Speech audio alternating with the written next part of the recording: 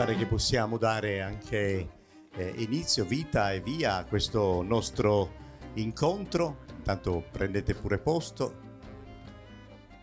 Buonasera a tutte, buonasera a tutti, benvenuti, bentrovati anche con tutti gli amici di Barisardo. Devo dire, a distanza di un anno ci si ritrova per fare questa ulteriore occasione di riflessione, un'altra volta un focus su questo complesso sistema vestimentario della nostra regione. Quindi una bella opportunità, insomma. Infatti vedo che ci sono tanti volti di addetti ai lavori, di persone che gravitano in questo mondo e ciascuna porta con sé, insomma, la propria esperienza, ricerca e interesse personale e collettivo al contempo su questo piacevole mondo. Quindi molto bello ritrovarsi, anche perché questo incontro mette in luce ancora una volta un impegno di un'associazione culturale e folclorica, quindi anche questo è un atto meritorio, perché l'associazione culturale Nostra Signora di Monserrato di Barisardo, con il sostegno della Fondazione di Sardegna,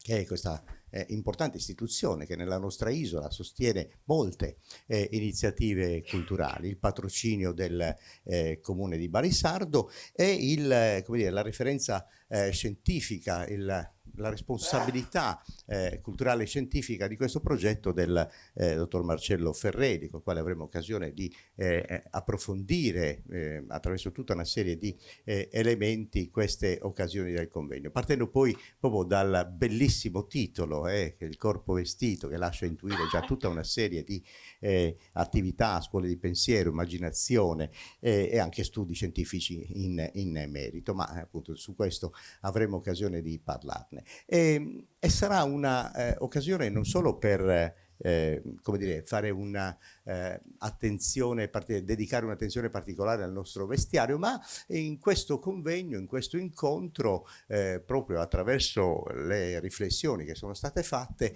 avremo anche occasione, attraverso un contributo filmato, di vedere anche oltre i confini della nostra regione. Noi siamo un popolo che amiamo molto, abbiamo un grande orgoglio verso questo patrimonio culturale della nostra terra, ma dobbiamo sempre guardare anche intorno che cosa succede e qual è la relazione di altri popoli, sempre nell'ambito di alcuni elementi o del complesso del vestiario popolare. Quindi questo convegno ci permetterà anche questo, attraverso un altro studioso che avremo occasione di incontrare in questo documento filmato. Ci sarà anche un altro documento filmato che ci permette, insomma, di vedere ad oggi tutta una serie di lavori fatti in quest'ultimo secolo, proprio in seguito alle attività di ricerca, di studio, di approfondimento verso l'apparato vestimentario bariese e magari ogliastrino più in generale. Quindi ecco, prima di analizzare tutti questi temi, io intanto voglio dare il benvenuto intanto al dottor Ferreri, che abbiamo parlato, Gabriele Lai, che è presidente dell'associazione culturale che ha promosso questo incontro, che ha promosso anche le altre iniziative negli anni precedenti. Noi proprio lo scorso anno ci siamo visti con altri temi sempre riguardanti comunque questo ampio mondo. Dobbiamo salutare il dottor Giuseppe Mereu, lui ci porterà un'altra esperienza di un altro luogo molto importante del nostro territorio regionale, quello di Busacchi, insomma, quindi avremo davvero modo, insomma, di attraversare questi campi. Prima di incontrare l'amministrazione comunale, quindi anche l'assessora, Maria Francesca Uda, vorrei subito cedere la parola a Marcello Ferreri, perché vorrei, insomma, che ci desse ancora un quadro più ampio, una cornice più ampia e una chiave di lettura migliore anche di questo nostro incontro. Prego, Marcello.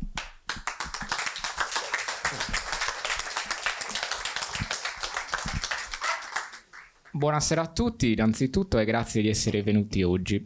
Allora, questo convegno è nato da un'esigenza. Io sto svolgendo un dottorato di antropologia in Germania e mi trovo ad intervistare donne che in sardo definiamo a camisa, quindi donne che noi antropologi chiamiamo persone che usano abiti di matrice locale, in varie aree dell'isola, quindi in Ogliastra, nel Sulcis e nell'Oristanese, più qualche altro centro.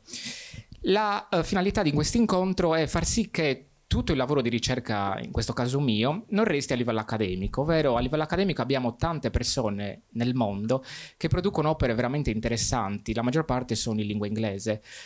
Però io credo che sia necessario condividere anche con le comunità in cui io lavoro parte di questi studi, o almeno comunque quelli che sono i metodi e le basi sulle quali io ricerco.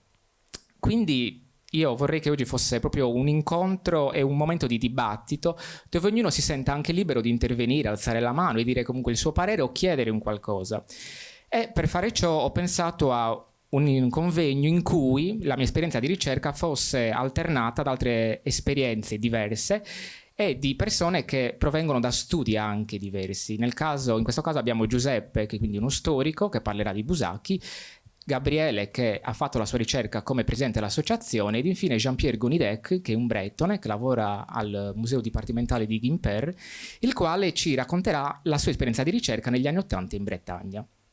Era solo questo, un breve accenno a che cosa faremo oggi. Che non era solo, ma importantissimo, perché insomma ci ha messo immediatamente a fuoco anche dal punto di vista dell'immagine di ciò che vedremo, e poi, ripeto, ci sarà una scansione proprio sull'approccio metodologico, insomma, della ricerca, e questo è molto molto importante. Ho detto appunto l'amministrazione comunale che sostiene questa iniziativa, quindi vorrei subito l'assessora con delega ai servizi sociali, scuole, istruzione, cultura e tradizioni del comune di Barisardo. Quindi Maria Francesca Uda, buonasera.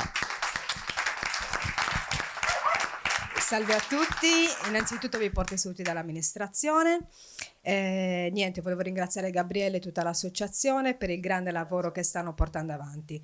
Sappiamo quanto lavoro c'è dietro un convegno, un grande lavoro di studio e di ricerca, ma la cosa più bella è che poi i risultati di questo lavoro li date alla comunità, quindi penso che questa sia la cosa più bella, quindi grazie mille, grazie a voi.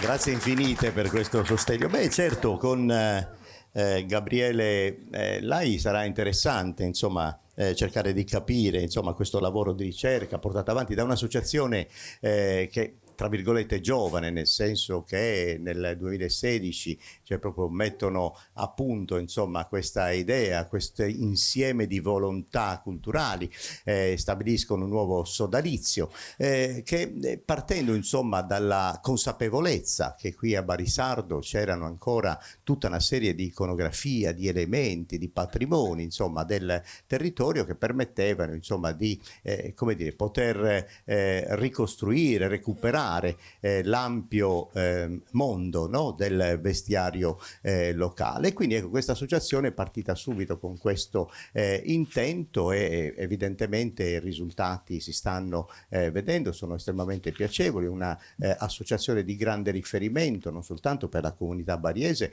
ma per l'area, la subregione storica dell'Ogliastra stesso. Quindi un lavoro molto importante, e Gabriele, insomma, ci farà capire come questo lavoro di ricerca in questi 7 anni è stato portato avanti, come si sono confrontati, ma anche quanto è stato importante il contributo di Marcello nella loro ricerca e nel risultato stesso da offrire, come ha detto l'assessora stesso, non soltanto ai componenti, l'associazione Nostra Signora di Monserrato, ma a tutta la comunità bariese. Quindi cominciamo proprio con te, Gabriele. Buonasera a tutti.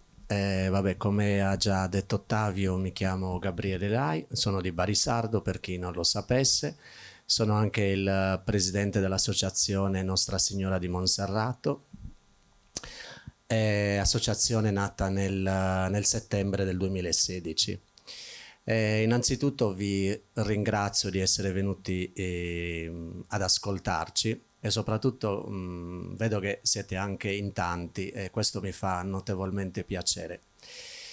La nostra associazione è nata soprattutto perché avevamo bisogno di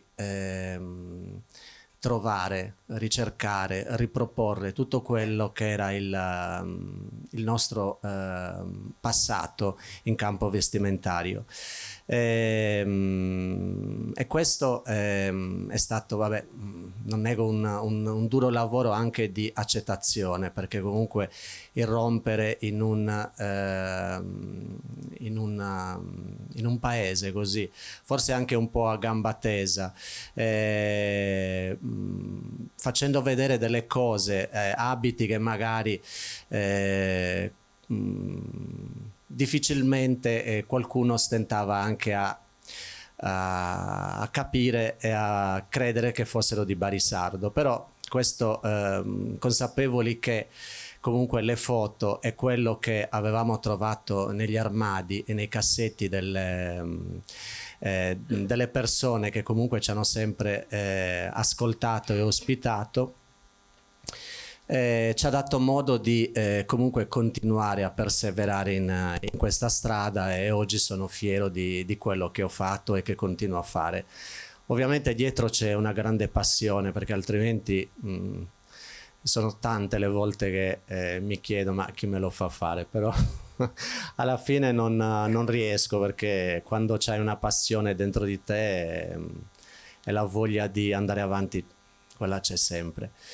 In questo percorso penso che la cosa più importante e anche soddisfacente è stata comunque un giorno così su internet sono apparse queste due immagini, che per molti di voi potrebbero essere delle immagini qualsiasi, però trovare sotto scritto Bariese, il Bariese, la Bariese, per noi è stato comunque una cosa molto, molto gradita, soprattutto poi importante, perché così in un attimo abbiamo visto che ci è apparso agli occhi quello che era la tipologia di abito che si usava a Barisardo nella metà dell'Ottocento. Quindi sono partite tutta una serie di ricerche su quest'abito, quindi siamo andati a Nuoro, al Museo del Costume, e vederlo tra l'altro realizzato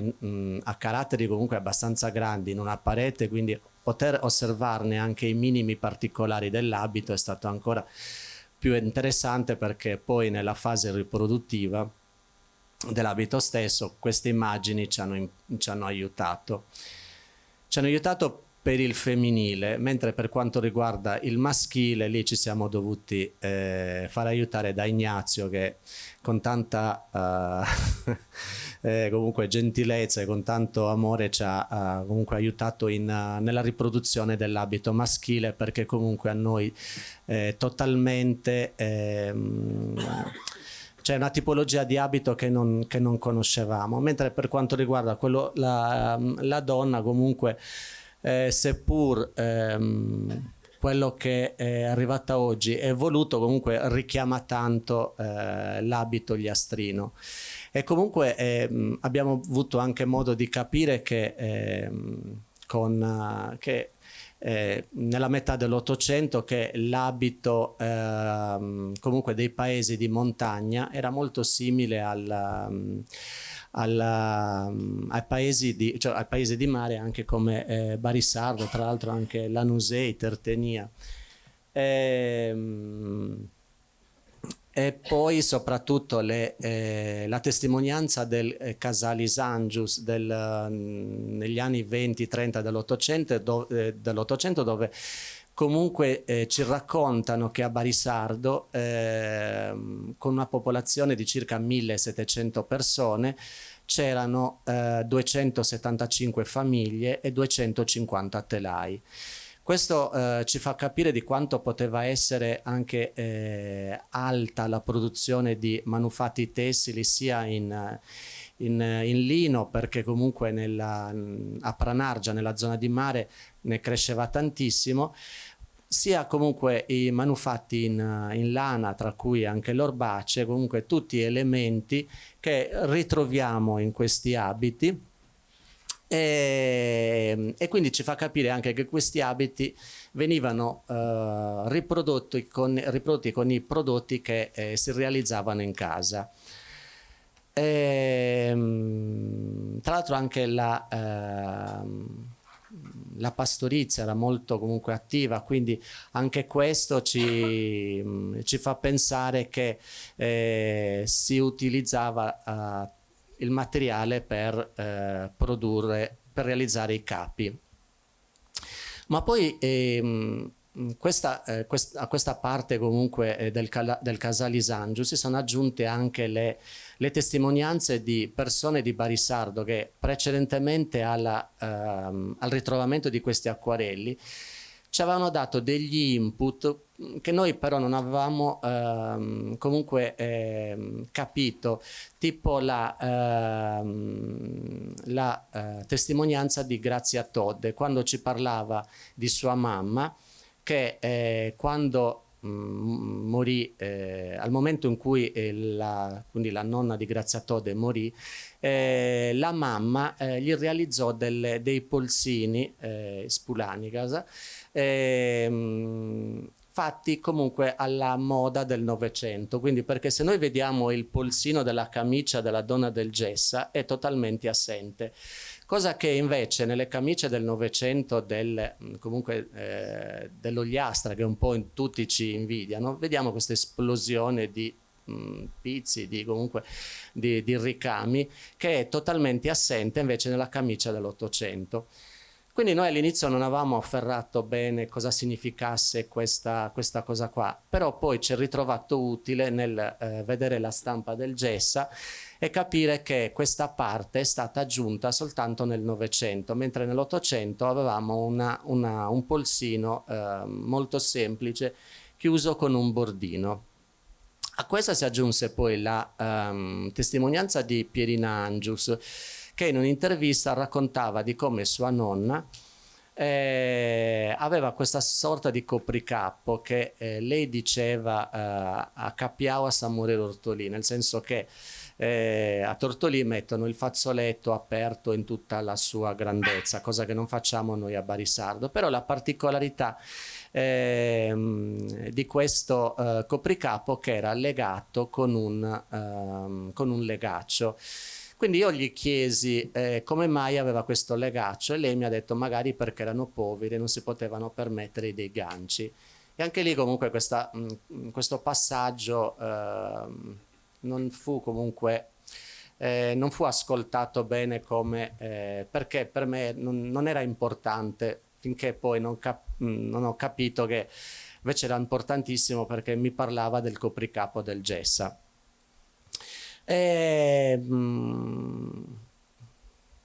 Questi fenomeni poi in cui troviamo degli elementi però non capiamo a cosa si possono anche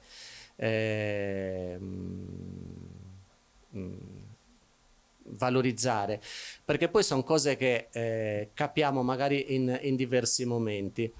Come ad esempio anche dei lasciti testamentari che abbiamo ritrovato, dove si parla di elementi che a noi totalmente comunque insoliti, come in un lascito testamentario di fine Settecento, dove una tale Monserrata Podda Acciu di Barisardo, oltre a case e terreni, lascia comunque un grembiule alla figlia Sisigna, un grembiule di seta verde. E poi un tocado che in spagnolo comunque è un copricapo cucito con seta di vari colori, e oltre a questo anche delle cuffiette di lana verde con del pizzo nero. Quindi sono tutti elementi che per noi sono totalmente sconosciuti, perché non abbiamo altri elementi finché poi magari in un altro lascito testamentario che scopriremo magari fra qualche anno troveremo degli altri elementi che ci porteranno poi a comporre un puzzle più definito. Detto ciò, io quest'anno ho accettato questo invito di Marcello di fare questo lavoro, che per me è stato molto importante, Molto importante perché nonostante io dal 2015 ho visitato tantissime case di Barisardo, devo dire che sono stati sempre molto accoglienti e ospitali, però facendo delle ricerche con Marcello ho scoperto il mio corpo vestito, cioè almeno il mio modo di vedere questo corpo vestito. Specialmente mi sono rimaste in testa la testimonianza di queste 3 persone. Queste 3 persone che io definisco l'elemento 1, 2 e 3, dove Marcello gli fa la fatidica domanda, dove come ci si vestiva, cioè come ci si era vestiti, cioè come si sono vestite queste persone per il matrimonio. Quindi nonostante le 3 persone, tra l'altro 2 della stessa età e l'altra comunque sono tutte ultra novantenni, quindi la prima praticamente non dà nessun tipo di importanza a come si era vestita, perché aveva necessità di sposarsi, perché doveva scappare di casa, quindi l'abito non era fondamentale. Mentre la seconda, quindi si era anche vestita neanche col costume tipico, quindi si era vestita con una camicetta e una gonna. Mentre la seconda aveva indossato il costume però per lei, tra l'altro raccontava che questo costume poi in un'epoca recente era stato anche dato per poterlo indossare per un carnevale.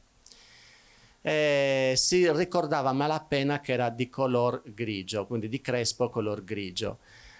Mentre la terza persona, quindi quando Marcello gli ha chiesto come ci si vestiva per il matrimonio, lei rispose con sue stiri sera.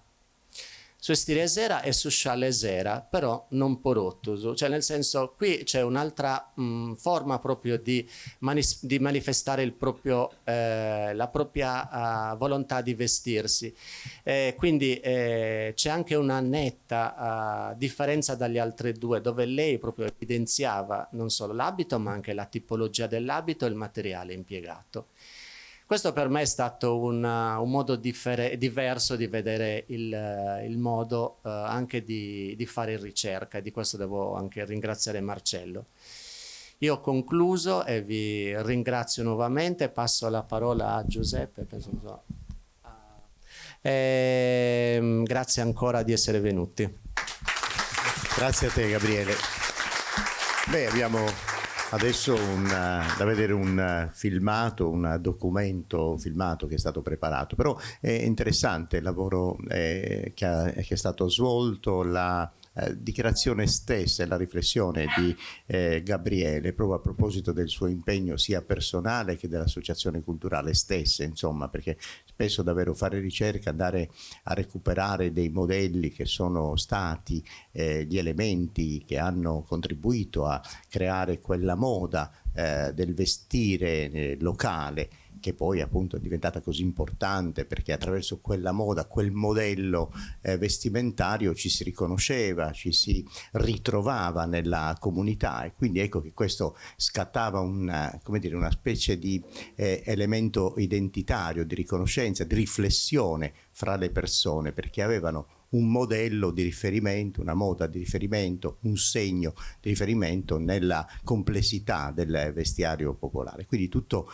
il lavoro di recupero, di ricostruzione, ha citato anche il contributo che è stato offerto da Ignazio Sanna Fancello. Noi lo nominiamo sempre, a me capita di partecipare a diversi incontri di questa natura e vediamo sempre come è importante, in questi casi la competenza, perché lo abbiamo sempre detto, l'abbiamo anche imparato dai ricercatori, dai ricostruttori, da coloro che hanno la conoscenza approfondita nella riproposizione di un elemento dell'apparato vestimentario, che non basta avere un documento fotografico, un'iconografia, ma bisogna saperla leggere attraverso la competenza, lo studio, meglio la pratica e tutta una serie insomma di riflessioni che occorre fare, quindi è importante che ci si rapporti sempre con queste professionalità che in Sardegna contribuiscono insomma a rendere un aspetto non soltanto identitario ma soprattutto veritiero. Questa è la cosa più importante, la cosa principale. E qui c'è un lavoro di ricerca che è stato fatto, una documentazione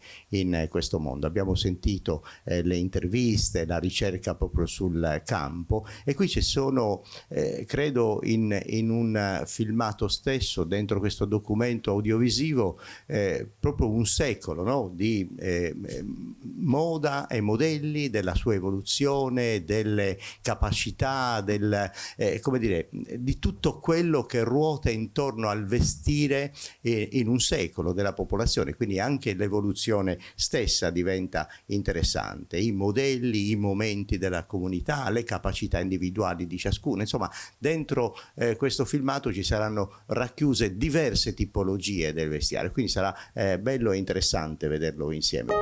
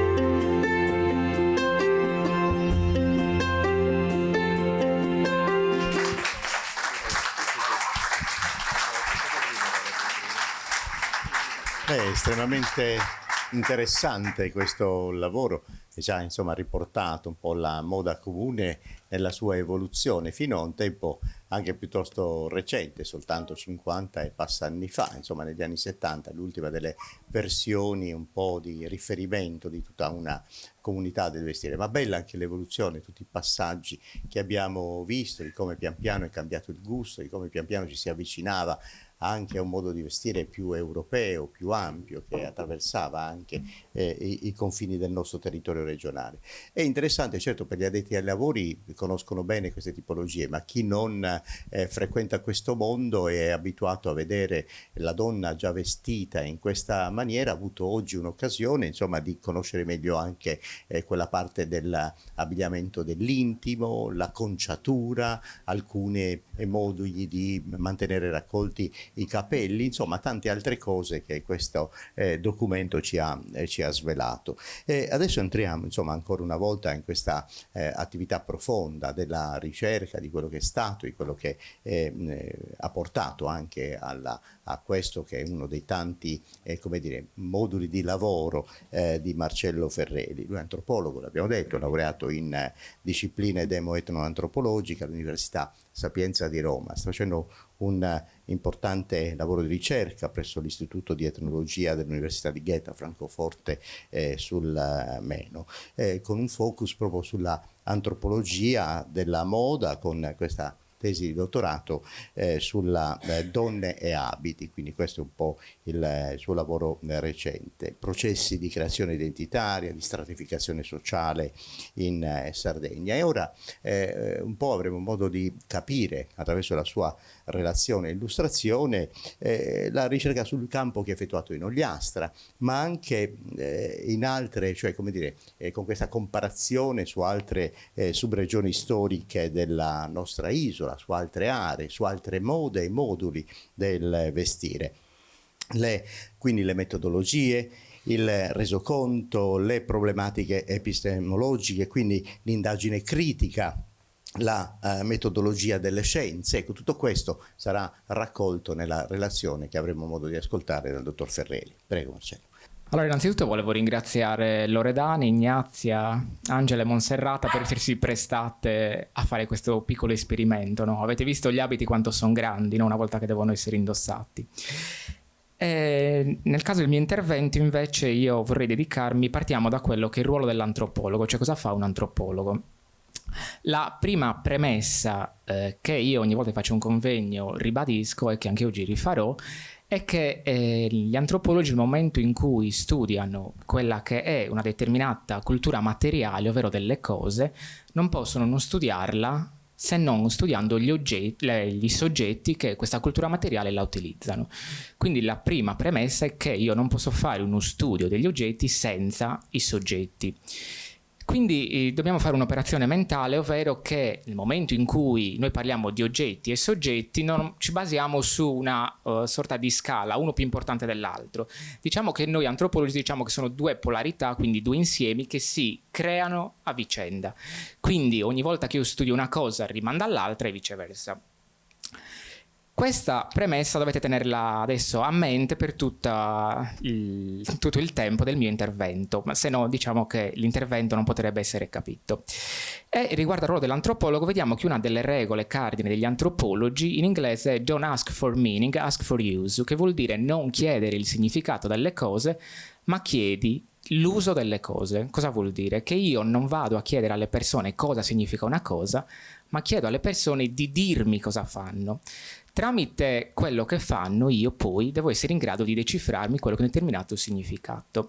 In antropologia il significato ha un carattere relazionale. Cosa vuol dire? Che in una determinata cultura abbiamo tanti termini culturali il cui significato nasce dalla relazione di tutti questi termini culturali, ovvero io non posso fare operazioni che mi prendo un termine culturale da una cultura, lo tolgo da quella cultura di riferimento e cerco di capirlo così. Facendo così produco solo comunque errori e cerco e più che altro comprendo le cose secondo il mio modo di vedere, non secondo il modo di vedere delle persone che io comunque sto studiando.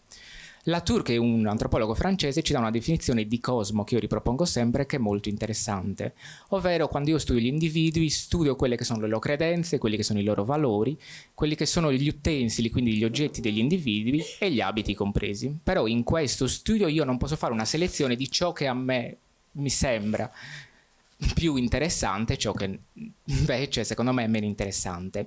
E facendo un esempio pratico, da poco si parlava su un social di quello che era il cappotto e il suo utilizzo nei secoli passati in Sardegna, e si diceva il cappotto in antico si usava per ripararsi dalle intemperie. Ecco, questo è un esempio di prendere un termine culturale da una cultura e analizzarlo secondo il mio metro di indagine. Se nella società attuale il cappotto lo mettiamo perché abbiamo freddo, in antico non era così, assolutamente.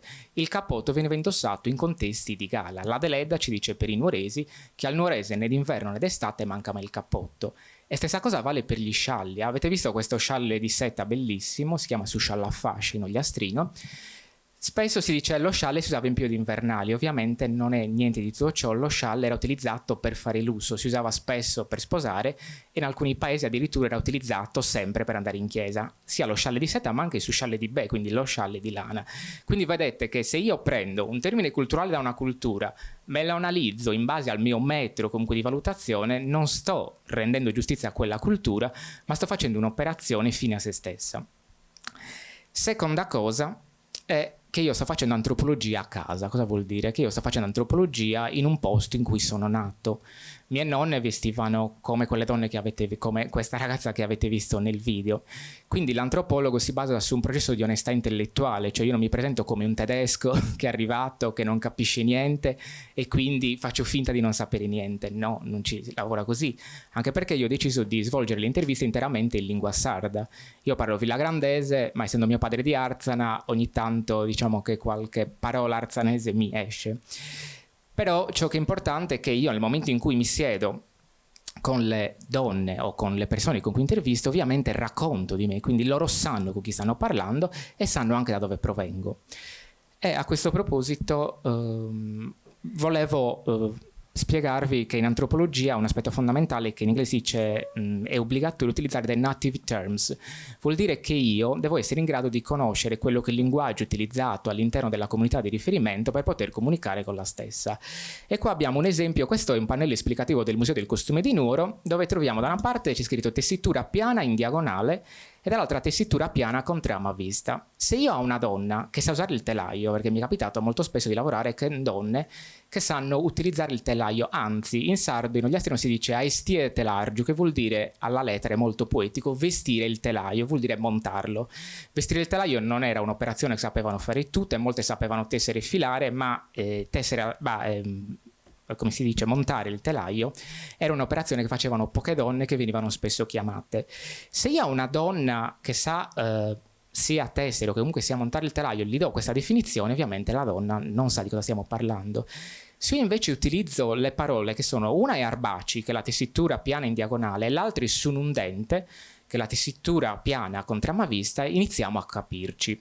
E la donna non solo mi dirà la differenza nel montare il telaio tra i due tipi di stoffa, alla lettera nundente, cosa vuol dire? Uno nel dente, vuol dire che in subettene, quindi nel pettine del telaio, passa un solo filo. E io userò saveiga, che per chi non lo sa è il piede del telaio, il pedale del telaio, utilizzo una veiga diversa da quella che utilizzerò per fare orbacce. Ancora di più, la donna mi dirà che l'orbacce è un capo di lusso, che quindi verrà utilizzato per abiti festivi. Su un dente non solo verrà utilizzato per fare teli per il pane o coperte, ma verrà utilizzato anche per fare, per esempio, le gonne per andare in campagna. Quindi vedete che nel momento in cui io utilizzo questi native terms, sono in grado con queste donne comunque di comunicare. E qua iniziamo a vedere una cosa su cui torneremo dopo, è l'attribuzione di valore. Vedete che tra queste due stoffe le donne hanno fatto un'attribuzione comunque di valore differente. E a fianco a questo abbiamo parlato di epistemologia. Epistemologia è un parolone, ma cosa vuol dire? Come si crea conoscenza, come io produco conoscenza, quindi è una cosa abbastanza comunque semplice da capire. E l'antropologo non dovete immaginare che arriva con un questionario e fa vero o falso, cioè io non offro un questionario alle persone e le persone mi dicono sì, no, forse. No, non si lavora così. Diciamo che l'antropologo si siede e parla semplicemente, e semmai sono le persone con cui parla che spingono l'antropologo a una serie di ambiti che l'antropologo magari non ha approfondito. Sono loro che ti dicono: guarda che magari qua tu non stai approfondendo ed è una cosa importante. Oppure cercano di codificare quelli che sono determinati significati della realtà con i loro mezzi di codifica, quindi secondo la loro logica di codifica e non secondo la mia. Questa è l'importanza dell'antropologia. E al tempo stesso si dice che vi è una propria evoluzione del ricercatore, cioè siccome è un rapporto a due, cioè non è come un biologo che davanti a un microscopio guarda nel microscopio e descrive ciò che vede. In questo caso siamo due persone che stiamo creando conoscenza, di conseguenza anche il ricercatore si evolve nel campo, e questa è una cosa più mai che vera, e nel suo evolversi è la persona con cui lavora che lo porta a migliorarsi come ricercatore, ma anche a capire dinamiche che magari semplicemente non aveva capito. A fianco a queste è necessaria una riflessività, cioè l'antropologo deve continuamente riflettere su ciò che fa, e si parla di una vigilanza sia comunque metodologica, quindi che metodo sto usando, vigilanza epistemologica, che tipo di conoscenza sto creando, ma anche vigilanza teorica, cioè io partendo da una teoria, in quella teoria comunque devo stare attento a che teoria sto usando, e soprattutto eliminare qualsiasi forma di giudizio di valore. In questa riflessività, un aspetto che io spesso riaffronto in convegni è che l'antropologia ha paura del termine tradizione. L'antropologia non lo banna il termine tradizione, però ti dice stai attento quando lo usi, perché per noi la tradizione sembra una cosa semplicissima, no? Cioè dal nostro passato riceviamo delle cose passivamente che giungono a noi nel presente.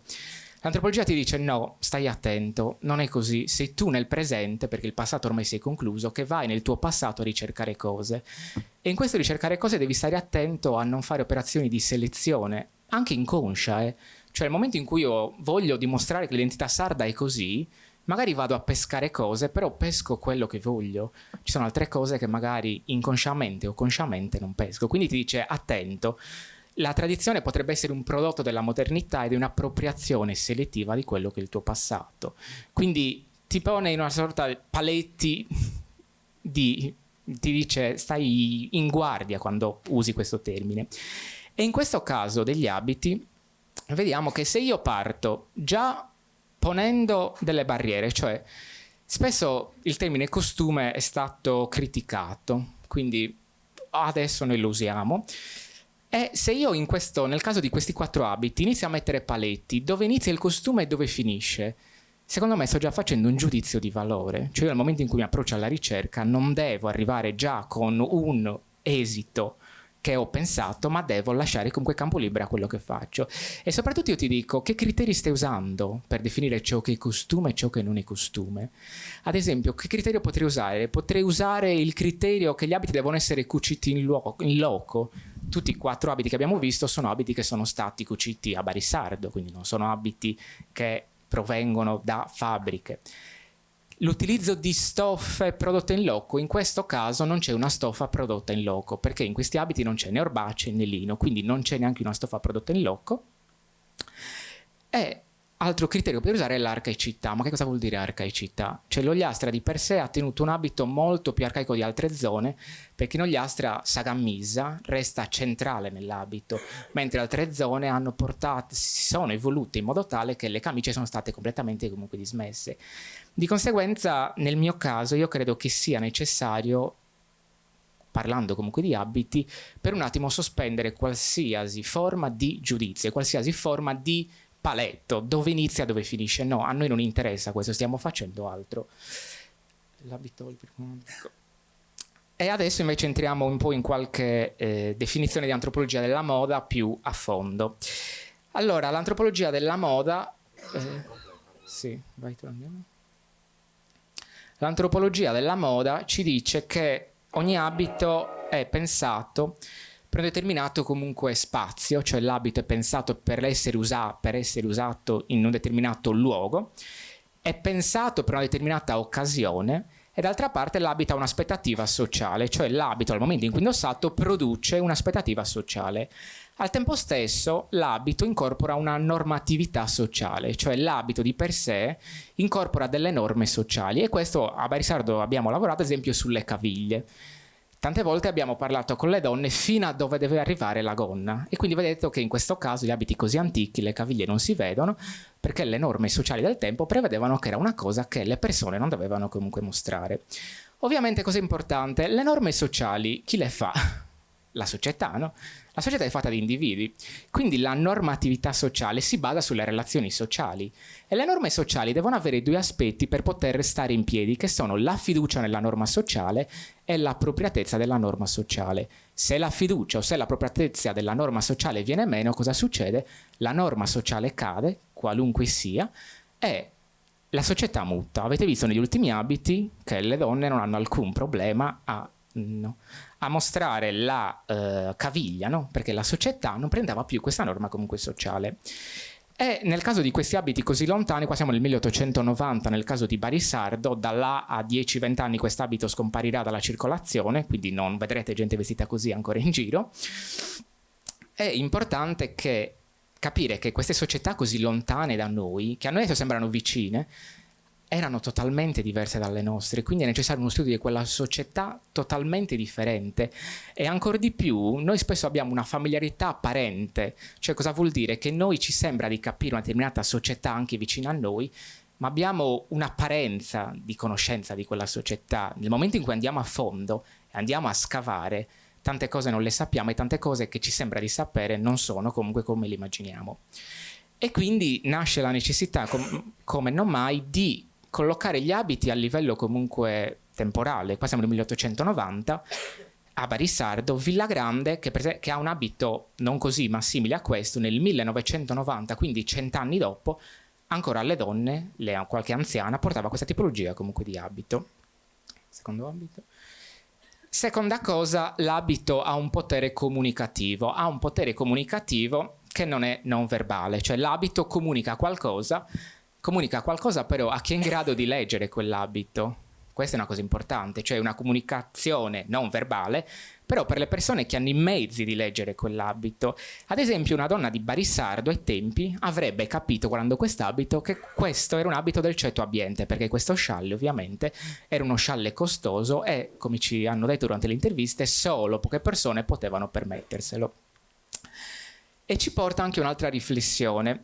Allora, esiste un'intera corrente di pensiero che in inglese si chiama axiology, che è lo studio del valore delle cose. Oltre ai valori della società in genere, esiste un valore che noi attribuiamo alle cose, si dice in inglese value in things, cioè esiste un valore che non è il valore economico delle cose, sono due cose diverse, ma esiste un valore sociale e culturale che le cose hanno. Questo valore sociale e culturale, l'antropologia si è molto interrogata su come si attribuisce valore alle cose. E una delle teorie più interessanti ci dice che la società ci dà una sorta di parvenza di valore, cioè ti dice guarda che più o meno il valore è questo, poi lascia una libertà al singolo individuo di definire il valore delle cose. In questo caso questo scialle ci dà la possibilità di analizzare un aspetto. Questo tipo di scialle, che in Ogliastrino, se magari andiamo un po' più avanti si vede un dettaglio, sì, in Ogliastrino si chiama suscialla a fascia, non è usato solo in Ogliastra. Se voi andate al Museo del Costume di Nuoro, l'abito di Orune presenta questo scialle. Cosa succede? Che nei paesi come Orune e Bitti, questo è uno scialle, ce ne sono pochi. In Ogliastra ce ne sono veramente tantissimi, perché questo era considerato lo scialle più valoroso, suscialla a fascia. Quindi vediamo che è necessario situarsi in una determinata area geografica per capire il valore che a questo determinato scialle si dà in quell'area. Ad esempio, invece, quegli scialli grossi che si usano in Campidano, che in italiano, più che in italiano, in francese si chiama canette, che è una seta grossa con delle righine molto pesante, in Ogliastra, anche se a livello economico magari costavano di più, in Ogliastra non hanno mai preso piede perché alle donne non piacevano. Vedete come l'attribuzione del valore è da studiare nelle comunità e nelle aree geografiche comunque di riferimento. Se andiamo al terzo abito, invece, vorrei leggervi un passaggio di un filosofo riguardo a quella che è la moda. Questo filosofo è una libera, più che interpretazione, una libera sorta di rielaborazione di un testo di Adorno, e ci dice che La moda è caratterizzata dalla rapidità del suo mutare. L'ideale della moda consiste nella creazione del maggior numero di stili diversi nel minor tempo possibile. La moda è fugacità. Se la nuova moda appartiene sempre alle classi sociali superiori, non appena le classi inferiori cominciano ad appropriarsene, le classi superiori, per conservare la loro posizione, si volgono verso una nuova moda. Non appena la moda si è completamente diffusa, non la si definisce più moda. Innanzitutto qua, quando parliamo di classi superiori, l'antropologia si è interessata molto al fatto che nei secoli precedenti non erano solo i soldi che facevano una classe superiore, ma c'erano anche diritti di sangue, no? La nobiltà vantava diritti di sangue, no? Nel momento in cui i soldi arrivano, secondo alcuni studiosi, portano a una sorta di uguaglianza, cioè eliminano questa forma di diritto di sangue. Però poi cosa fanno i soldi? Cosa hanno creato? Hanno creato un'altra forma di disuguaglianza, perché ci troviamo tra ricchi e poveri, no? Quindi insomma diciamo che viviamo in un mondo di disuguaglianza, qualsiasi soluzione cerchiamo. Però ciò che è importante è che quando noi studiamo una moda vediamo che esistono delle mode che hanno un carattere locale inteso come area abbastanza ampia. Cioè se io prendo l'ogliastra, i caratteri generali dell'abito sono molto simili, prendo l'oristanese, stessa cosa, o anche il sulcis. Se poi io mi muovo all'interno della singola comunità, esistono anche delle mode che hanno un carattere proprio comunitario, riguardano solo la singola comunque comunità. Se ad esempio noi vediamo questa bellissima camicia di Barisardo, negli anni 50 una donna di Arzana non avrebbe mai messo questa camicia, ma non per altro, semplicemente perché la struttura della camicia ad Arzana in quegli anni prevedeva una struttura differente in quello che è il suo codditto, quindi la spallina ad Arzana, questa è una camisa codditto, ad Arzana in quegli anni si usava questa camisa a paletta, che quindi ha una struttura totalmente differente, che garantisce una scollatura comunque più ampia. Inoltre esistono delle mode che hanno un carattere locale per poche persone, cioè poche persone adottano una determinata moda, ed infine esistono delle mode che giungono in un determinato paese che però vengono rifiutate. Tante volte durante le interviste sento parlare di mode che sono arrivate, le hanno messe 2 o 3 persone, morta la moda, non piaceva, buttata via. Ciò che è importante a questo proposito però che cos'è? Per studiare queste dinamiche, chi devo studiare io? Cioè come posso studiare queste dinamiche? Ovviamente mi devo basare su quello che è il singolo individuo. La moda stessa passa attraverso quello che è il singolo individuo. Io non posso fare uno studio sovraindividuale. Come posso studiare la società se non tramite il singolo individuo che di quell'abito però ne fa un oggetto biografico? Cioè gli abiti per le persone diventano parte della loro vita e parte della loro biografia, e di conseguenza io, l'unico modo che ho per studiarli è sedermi con le persone e vedere come questi oggetti sono importanti comunque per loro. E qua arriviamo a un punto importante, ovvero come l'abito rappresenti il sé dell'individuo. Diciamo che questa cosa io l'ho già raccontata diverse volte e ho notato che è stata ripresa, ma diciamo che è stata ripresa un po' non all'acqua di rose, però diciamo con molta semplicità. Però se io non seguo questa logica, ovvero che io devo pensare che la moda passa attraverso il singolo individuo, non ha un carattere sovraindividuale che gira nella società senza che gli individui l'adottino, non sto facendo niente. Gela a questo proposito ci dice che l'abito è un sé nella forma estetica materiale, ovvero vuol dire che l'abito è una maniera in cui l'individuo può materializzare e può soprattutto presentare in forma estetica quella che è la propria comunque personalità. E l'antropologia ti dice anche, stai attento però, l'identità non è un concetto immutabile nel tempo. Cioè se noi facciamo un'operazione e vediamo a quando avevate 20-30 anni in meno, vi sentite le stesse persone? No. E questa antropologia ti dice, tu perché non studi gli abiti a vedere quanto hanno influito nei mutamenti di identità dell'individuo? E se avete visto, in questo caso abbiamo abiti che non solo rappresentano tempi diversi, ma la stessa donna spesso ha usato 2 tipologie di abito di queste. Ad esempio l'abito più antico e l'abito successivo, l'ultimo abito, come ha detto Gabriele, avete visto prima, anche il penultimo abito. E ancora di più, Varnier, che è un francese, ci dice che noi facciamo corpo con l'oggetto. Quindi l'adattamento all'oggetto, in questo caso all'abito, fa sì che il confine tra abito e tra individuo venga meno. E da qua nasce il titolo del convegno, che è il corpo vestito, che è una corrente antropologica non fondata da me magari, ma che studia proprio come il confine tra l'abito e l'individuo viene meno, e di conseguenza quest'abito ti porta anche o meglio, porta a comprendere quella che è la tua identità. E in questo adattamento lungo all'abito, l'individuo crea anche degli schemi corporali. Cioè cosa vuol dire? Che il fatto che l'individuo porti talmente l'abito, il suo corpo si abitua all'abito e presenta degli schemi corporali. Vi faccio un esempio semplice. Una volta era uscito quel film L'ultima frontiera, no? Che era della Rai, insomma, e c'erano donne che portavano abiti sardi. Mia nonna, vedendo una attrice che si metteva il fazzoletto, sentenziò "Zibiriga no erbona, si pone su mucadore", che voleva dire si vede da lontano che questa donna non ha mai portato quell'abito e non ha mai, detto antropologicamente, assunto quello schema comunque corporale.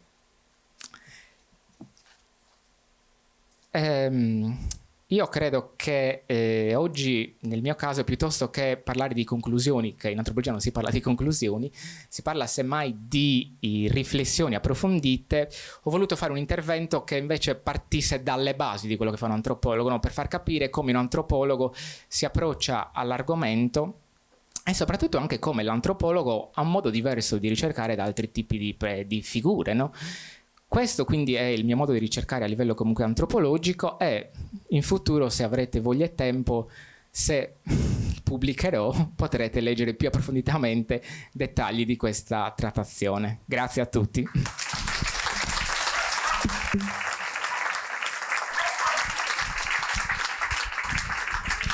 E quindi tutti noi ci auguriamo che tu possa presto pubblicare, perché è molto interessante entrare e capire anche come si estrae la conoscenza, cioè questo rapporto quando si fa ricerca, come si riesce ad ottenere tutta una serie di informazioni, quelle giuste, quelle corrette, quelle che occorrono per costruire poi un piano di lavoro scientifico. È interessante anche come appunto ci ha svelato sui i codici di comunicazione che sono contenuti all'interno del vestire, che cosa significa insomma indossare una determinata tipologia di vestiario, e poi ci ha parlato insomma anche dell'importanza delle camicie, e qui è un tema che, come dire, si lega assolutamente con la prossima relazione, quella di Giuseppe Mereu, di Busacchi, ci porterà insomma nel suo territorio che noi conosciamo bene, insomma almeno tutti coloro che in qualche modo gravitano intorno a questo mondo sanno l'importanza che ha avuto questo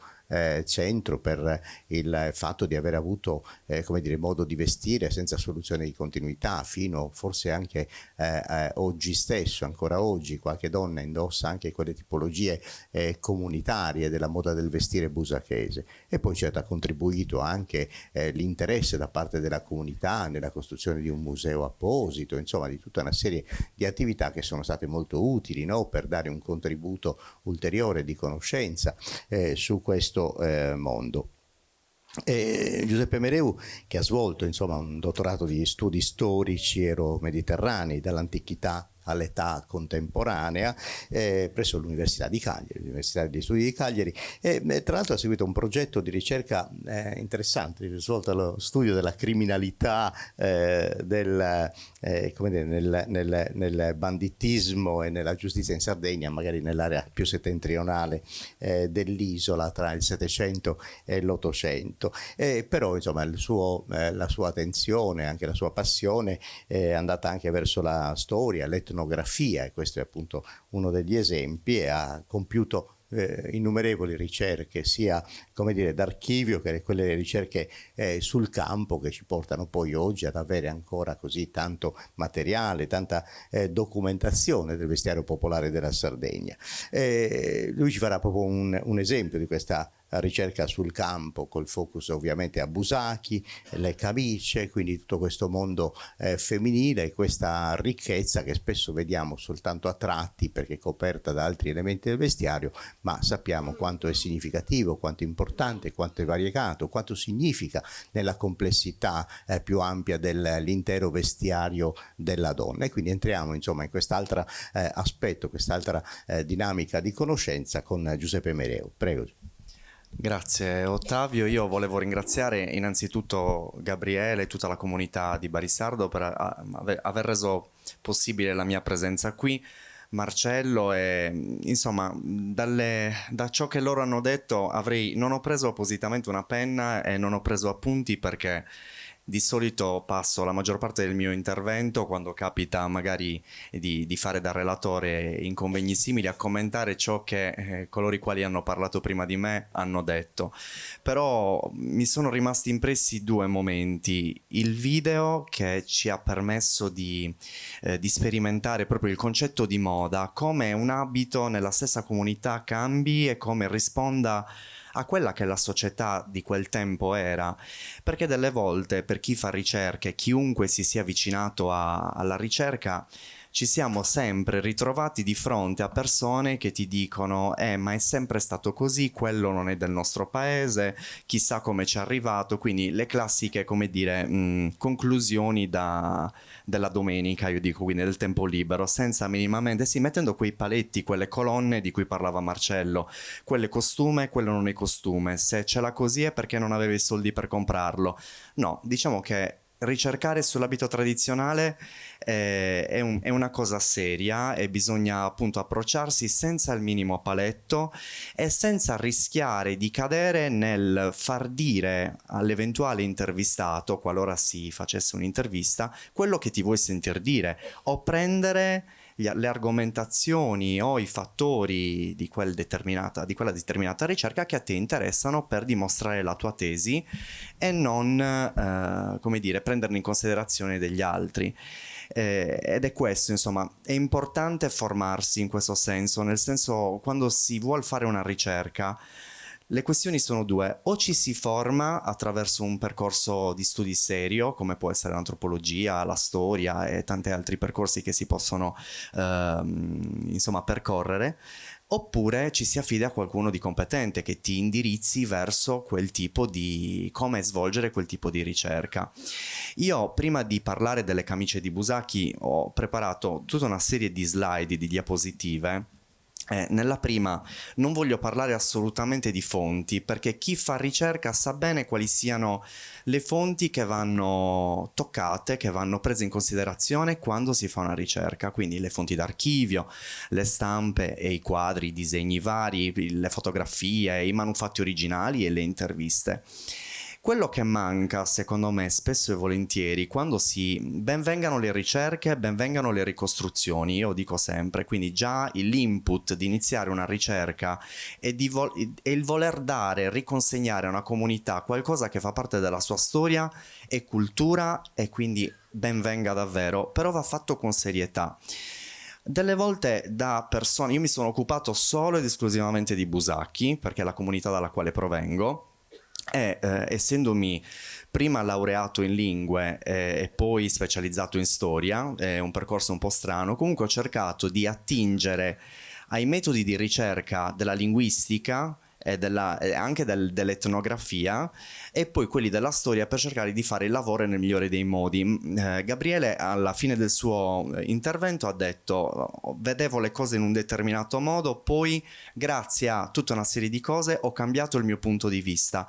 E chiunque fa ricerca, io stesso, grazie alla formazione, all'interazione con delle persone che ne sanno più di te, ci rendiamo conto che magari il nostro punto di vista prima era sbagliato e invece riusciamo, grazie all'avvicinamento, all'accostamento a persone che ne sanno più di noi e che sanno ricercare nel migliore dei modi, ci rendiamo conto di come diciamo eventualmente muoverci. Io pongo una domanda alla fine di questa slide, che è: quale livello di attendibilità e veridicità storica hanno? Nel senso, delle volte mi è capitato di vedere ricostruzioni di abiti basate solo ed esclusivamente su una stampa. Vedo una stampa come questa, per esempio, di Barisardo. Io vi ho proposto qua nella mia slide le due stampe, due immagini di Busacchi, e la ricostruisco senza far interagire tra di loro le diverse altre fonti che potrei avere. Nel senso, se io prendo una stampa, come faccio a vedere come quella gonna è effettivamente realizzata? Come faccio a capire quale materiale è stato utilizzato? Certo, guardo magari quali materiali erano commercializzati in Sardegna in quel tempo, guardo se nelle comunità vicine ci sono degli elementi simili. Insomma, mi posso porre degli interrogativi, però non arriverò ad un livello di veridicità storica o di attendibilità pari a un ipotetico 100%.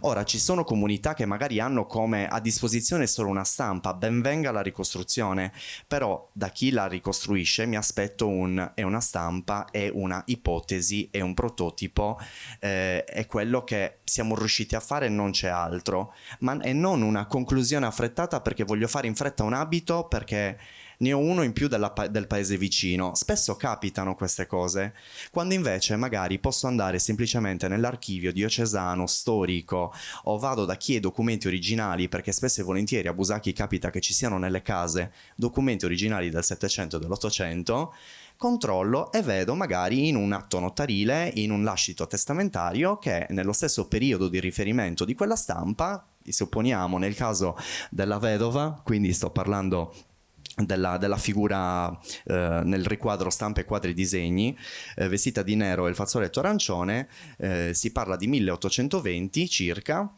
Trovo magari un documento che attesta la presenza di una gonna da vedova creata in orbace finemente plissettata. Ok, quindi ho un elemento in più, quindi il mio puzzle, il mio 100%, mi avvicino ancora di più al 100%.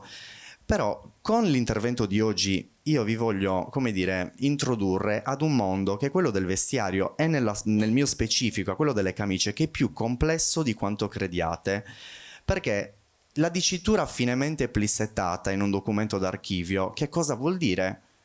Io faccio un esempio tangibile. Busacchi e Samugheo sono due comunità che distano 10 km l'una dall'altra e che hanno un abito molto simile di base tra loro. Le gonne finemente plissettate sono presenti a Busacchi e a Samugheo, però riconoscereste a occhio proprio immediato una gonna di Samugheo dalla plissettatura da una gonna di Busacchi, perché c'è 1 centimetro di differenza. Le gonne di Samugheo sono di 1 centimetro, le gonne di Busacchi sono da 2 centimetri, 1,5 o 0,7, insomma ci sono, eppure a Busacchi non indosserebbero mai una gonna da 1 centimetro o da 0,7. Così come a Samugheo non indosserebbero mai una gonna da 2 centimetri. Quindi delle volte ci sono dei dettagli che nemmeno facendo interagire le altre fonti, che sono in questo caso le fotografie, o anche delle volte anche i pezzi originali, perché io mi sono ritrovato a Busacchi gonne di Samugheo disfatte, magari perché sono state ereditate. Quindi insomma io credo che dove sia la possibilità, e io ringrazio di provenire da una comunità che mi ha dato la possibilità di fare questo, l'intervista, l'entrare a contatto col ricordo, con l'uso effettivo, con la persona che ti dice si usa così perché lo uso io, è importantissimo, ma anche lì bisogna fare attenzione, perché un informatore non fa la regola. In linguistica il metodo che ci è stato insegnato è quando si chiede a un informatore una domanda, vuoi ricavare un'informazione, non ti devi arenare al primo informatore, ma devi vedere se quella informazione è confortata da almeno altri 2 informatori. Quindi se la gonna è plissettata, quanto sono le pieghe? 2 centimetri, te lo dice l'informatore 1, l'informatore 2, l'informatore 3. Perché il concetto di moda, come diceva Marcello prima, può toccare anche solo una persona, 2 persone, 3 persone. A Busacchi, per esempio, faccio un esempio veloce, il fazzoletto, diciamo, di gala dell'abito comune nero è un fazzoletto di cotone bianco senza il minimo abbellimento. Ci furono 3 persone negli anni 40-50 che arricchirono il fazzoletto, la parte sottostante, con un ricamo appunto pieno e stramato. Queste persone erano 3. I nomi sono ben noti, uno è posseduto da una persona qui presente, può confortare la tesi, eppure non prese piede questa moda. Sono 3 persone note al paese e finisce lì. Perché non passò nelle mani di tutti? Per la questione critica. Mia nonna voleva farselo, ma aveva paura che venisse criticata come la diversa, come parte di quelle 3 che o dicevano o sunt in a casa, oppure no, è cosa nostra, non è tradizione nostra. Quindi ci sono tutta una serie di elementi che vanno sempre presi in considerazione. E parlando nello specifico di camicie, io apro l'armadio. A Busacchi ci sono pezzi originali ovunque che escono anche da sotto le pietre. Apro l'armadio di una donna in costume di mia nonna defunta e mi ritrovo di fronte a queste 5 camicie. La prima vedo una camicia priva di ricami, con abbellimenti minimi, pieghe, una specie di pizzo sulla parte soprastante. La seconda una camicia arricchita con delle parti meccaniche, quindi pizzi meccanici, la parte soprastante cucita con insomma, una stramatura con l'ago. La terza una camicia ricamata e leggermente stramata. La quarta e la quinta camicie assolutamente ricamatissime. Per una persona che insomma è solita avvicinarsi al mondo del vestiero tradizionale, ricondurrà facilmente la prima camicia ad una, come dire, parte della quotidianità che ha a che vedere con il lutto, probabilmente, la seconda con il giornaliero, l'ambito giornaliero, e le successive a parti più importanti della vita di una donna, quindi abbigliamento che in gergo possiamo definire festivo, di gala, quindi dove ci si doveva vestire in modo un pochino più ordinato, per essere insomma più chiari. Ed effettivamente la prima, una camicia priva di ricami, quindi riconducibile all'abito da lutto. Ovviamente ho dimenticato di dire che il modello base della camicia Busacchi è sempre lo stesso ed è immobile praticamente dalla metà dell'Ottocento fino ai giorni nostri, dove ancora viene utilizzato. Quindi la si riconosce la destinazione d'uso di questa camicia dal petto e dai polsi praticamente. Quindi una camicia di questo tipo, più o meno arricchita da pieghe o magari da piccoli ricamini a zig zag con la macchina da cucire. Le più stravaganti magari facevano un fiorellino sempre seguito col punto della macchina da cucire. Era una camicia da lutto, quindi facilmente riconoscibile. La seconda con i pizzi meccanici, quindi che non ha niente di pregiato, quindi facilmente lavabile, facilmente consumabile e soprattutto facilmente sostituibile, è una camicia che tranquillamente io rimando al mondo della quotidianità di una donna. Ho riportato le foto infatti di una donna che tuttora indossa l'abito tradizionale, ancora in vita, che indossa questa camicia come abbigliamento quotidiano, quindi una camicia facilmente sostituibile, facilmente ricreabile, che non provoca nessun tipo di dispendio di tempo, di denaro per farla ricamare e così via.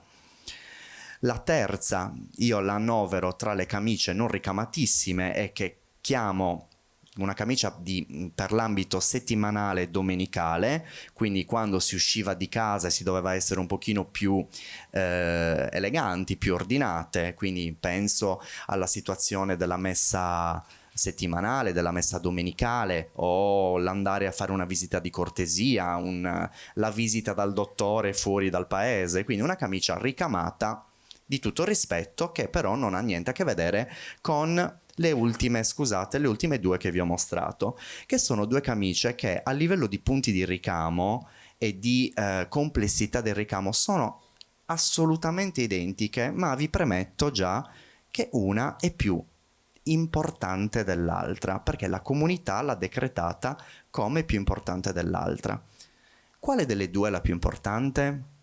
Se io mi baso su una stampa, su una foto, su il ritrovamento di queste due camicie all'interno di un armadio, quale metterei il giorno del mio matrimonio, io donna, e quale invece metterei in un'altra situazione però meno importante? E vi pongo un'altra domanda: quale delle due è la più importante? Due camicie che, tutte diverse, l'estro del ricamo dipendeva tanto da chi la ricamava e da quanto era brava a ricamare o da quanto anche volesse spendere, perché chi non sapeva ricamare andava a farsele fare, soprattutto presso le donne del ceto elitario. Quale delle due è la più importante? E tre.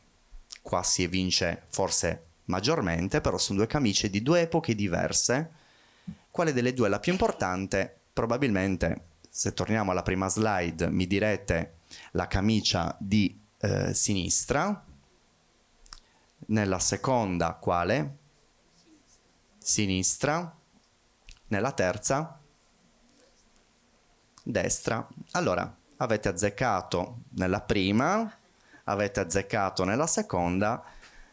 Nella terza invece sono camicie che appartengono a epoche diverse, che sono entrambe valide come camicie da indossare in un ambito importante, ma con una datazione diversa. A Busacchi sono entrato a contatto, soprattutto parlando in primis con le mie ave, quindi nonne, zie, ma poi con tutta la comunità, perché occupandomi non solo di ricerca anche di cucito, mi capita spesso e volentieri di andare a parlare con le signore che l'hanno indossato, con qualcuno che effettivamente ha toccato con mano. Mi sono imbattuto nel concetto di camisa vine. Sta camisa vine a Busacchi era la camicia di massima gala, e non c'era un punto di ricamo, un dettaglio, un qualcosa che andasse a definire una camicia come più importante delle altre o un'altra come meno importante, ma erano stati creati tutta una serie di disegni che erano stati proprio definiti dalla comunità come i disegni da ricondurre agli ambiti di gala e quindi agli ambiti più importanti della vita di una donna, che in una comunità piccola come quella di Busacchi erano il matrimonio dei propri figli, nipoti, quindi dei parenti stretti, o il festeggiamento di situazioni di vita della parentela, come per esempio è capitato recentemente che una donna, la nipote di una donna si sia laureata e lei sia andata vestita in massima gala con una di queste camicie. A Busacchi quindi il concetto di camisa vine è ben presente nella mente di tutti coloro si avvicinano a capire quali siano e quali non siano, ma gli errori non mancano, perché se io torno indietro qua, a me capita di vedere tantissime persone che erroneamente, siccome sono entrambe ricamate e molto ricamate, indossano con un abito, definiamolo da sposa, o la camicia di sinistra o la camicia di destra. E spesso le signore in costume dicono sì, sta camisa è bella ma non è camisa a vine. Quindi l'errore è assolutamente sotto gli occhi di tutti ed è una conoscenza alla quale tu puoi accedere solo se vai a intervistare e senti quali erano i disegni ammessi all'interno di questo macro insieme delle camisa finese. Ho preparato una serie di slide, la prima è su Vrore Drottu, come vedete, sono tutta una serie di camicie che cambiavano a seconda di chi ricamava, l'invenzione era sempre dietro l'angolo, perché ci si doveva differenziare, più era particolare la camicia e più era ricca di ricami, più in genere appartenevi a una classe elevata, perché c'era sempre lo spauracchio del somigliare alle persone di ceto sociale inferiore. Quindi c'era su Vrore Drottu, che è una camicia, come vedete, che è accomunata dal fatto che ci sono queste linee oblique che vanno a circoscrivere quasi dei settori all'interno dei quali vi erano dei punti specifici di ricamo.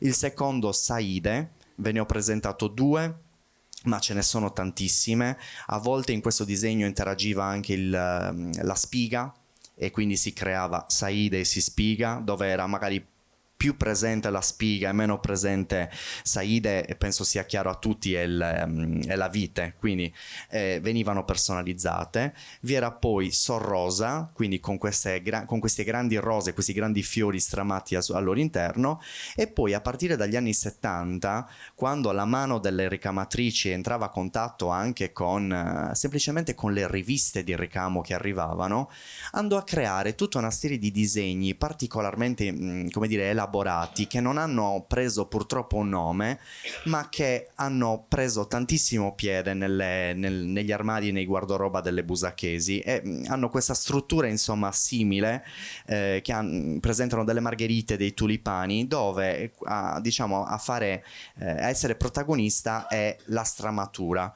ossia l'elemento insomma che circonda l'elemento floreale, quindi l'elemento stramato. Insieme a queste vi sono poi tutta una serie di camicie che non hanno un nome ma che appartengono al passato, quindi agli elementi precedenti alle epoche precedenti a quelle del Saide, del Suvro Redrotto, quindi a quelle che vi ho appena presentato, che sono camicie che purtroppo sono sempre meno, si indossano fortunatamente poco perché sono ormai poche, e soprattutto per cause folk sono state rovinate dagli innumerevoli stiraggi, ma che sono, sebbene non abbiano un nome, appartengono all'insieme della scamisa finese. E per essere ancora più chiari, ho creato velocemente una sorta di linea del tempo dell'evoluzione che a Busacchi la camicia ha avuto. Dicevo prima che sì, la struttura, il modello della camicia è uguale, però si possono intravedere all'interno delle varie immagini che vi mostrerò, partendo dalla prima fino all'ultima, quel concetto di copertura della fisicità della donna, che non doveva far intravedere insomma niente. Lo vediamo assolutamente all'interno anche della camicia. La prima camicia che vedete in alto, che ha una struttura diversa, in genere la camicia di Busacchi è divisa a metà nella parte anteriore e si apre e si chiude con una spilla. Le camicie antiche si aprono invece sul dietro e davanti hanno un pannello e hanno, come vedete, dei punti di ricamo molto fitti. La stramatura è assolutamente marginale, non consentiva di intravedere niente sotto, oltre la camicia.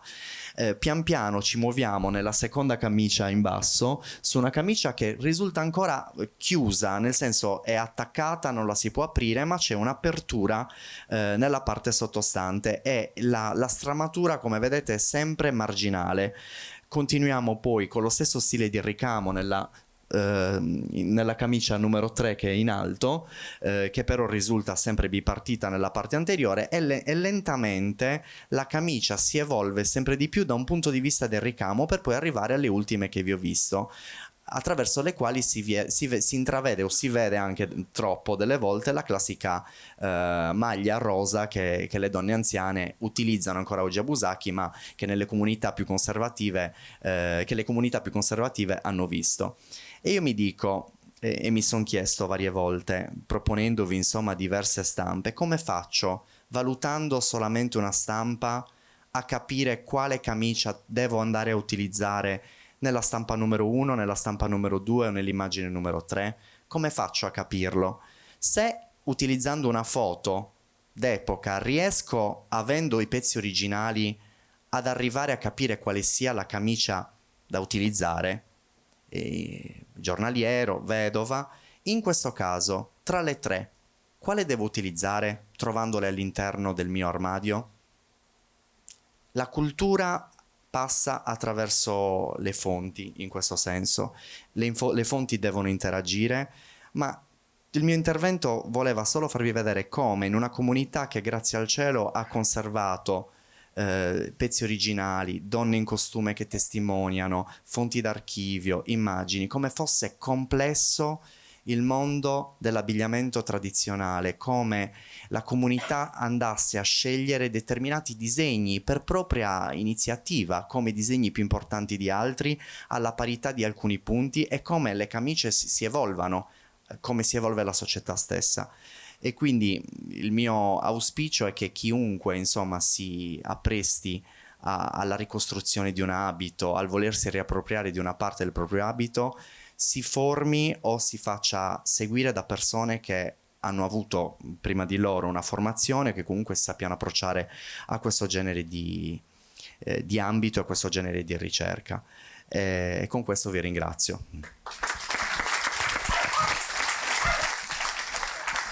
Grazie ancora Giuseppe, grazie infinite per questa occasione di conoscenza, anche per il lavoro che hai fatto, ma soprattutto per la grande varietà, grande ricchezza che c'è appunto in questa tua località e più in generale nell'isola. E se pensiamo che insomma tutto questo discorso era come dire un elemento soltanto di un elemento dell'apparato vestimentario, sappiamo quanta è la complessità insomma di tutto questo mondo. E noi abbiamo guardato un po' all'isola finora, dove siamo abituati insomma a relazionarci, ad approfondire, ad analizzare, a mettere anche, come dire, in comparazione gli elementi dei vari territori della nostra regione. Ma in questa occasione, in questo nostro incontro, Marcello Ferreri già ce lo aveva come dire anticipato, avremo la possibilità insomma di condividere una riflessione su una ricerca di un elemento, anche qui in modo specifico la cuffia, quindi un modo per coprire il capo, ma di una zona che non è certo della nostra regione, ma siamo nella parte più settentrionale della Francia, nel nord-ovest della Francia, in Bretagna, a Ploiré-Douarnenez. Questa è la località dove vive Jean-Pierre Conidec, che è appunto questo studioso, un specialista in questa moda bretone. Lui è dipendente del museo dipartimentale bretone di Quimper, e la sua attività di ricerca, che ormai è già consolidata da oltre 25 anni, lo ha portato insomma a come dire, fare delle riflessioni, scrivere, riportare come autore le varie opere di cui appunto si è occupato, fra i costumi, le pettinature, i copricapi, insomma tutti questi elementi, pettinature, tutto quello che riguarda una parte del vestire delle donne in Bretagna. Quindi relazionato anche questo fortemente con la società, con il luogo di appartenenza.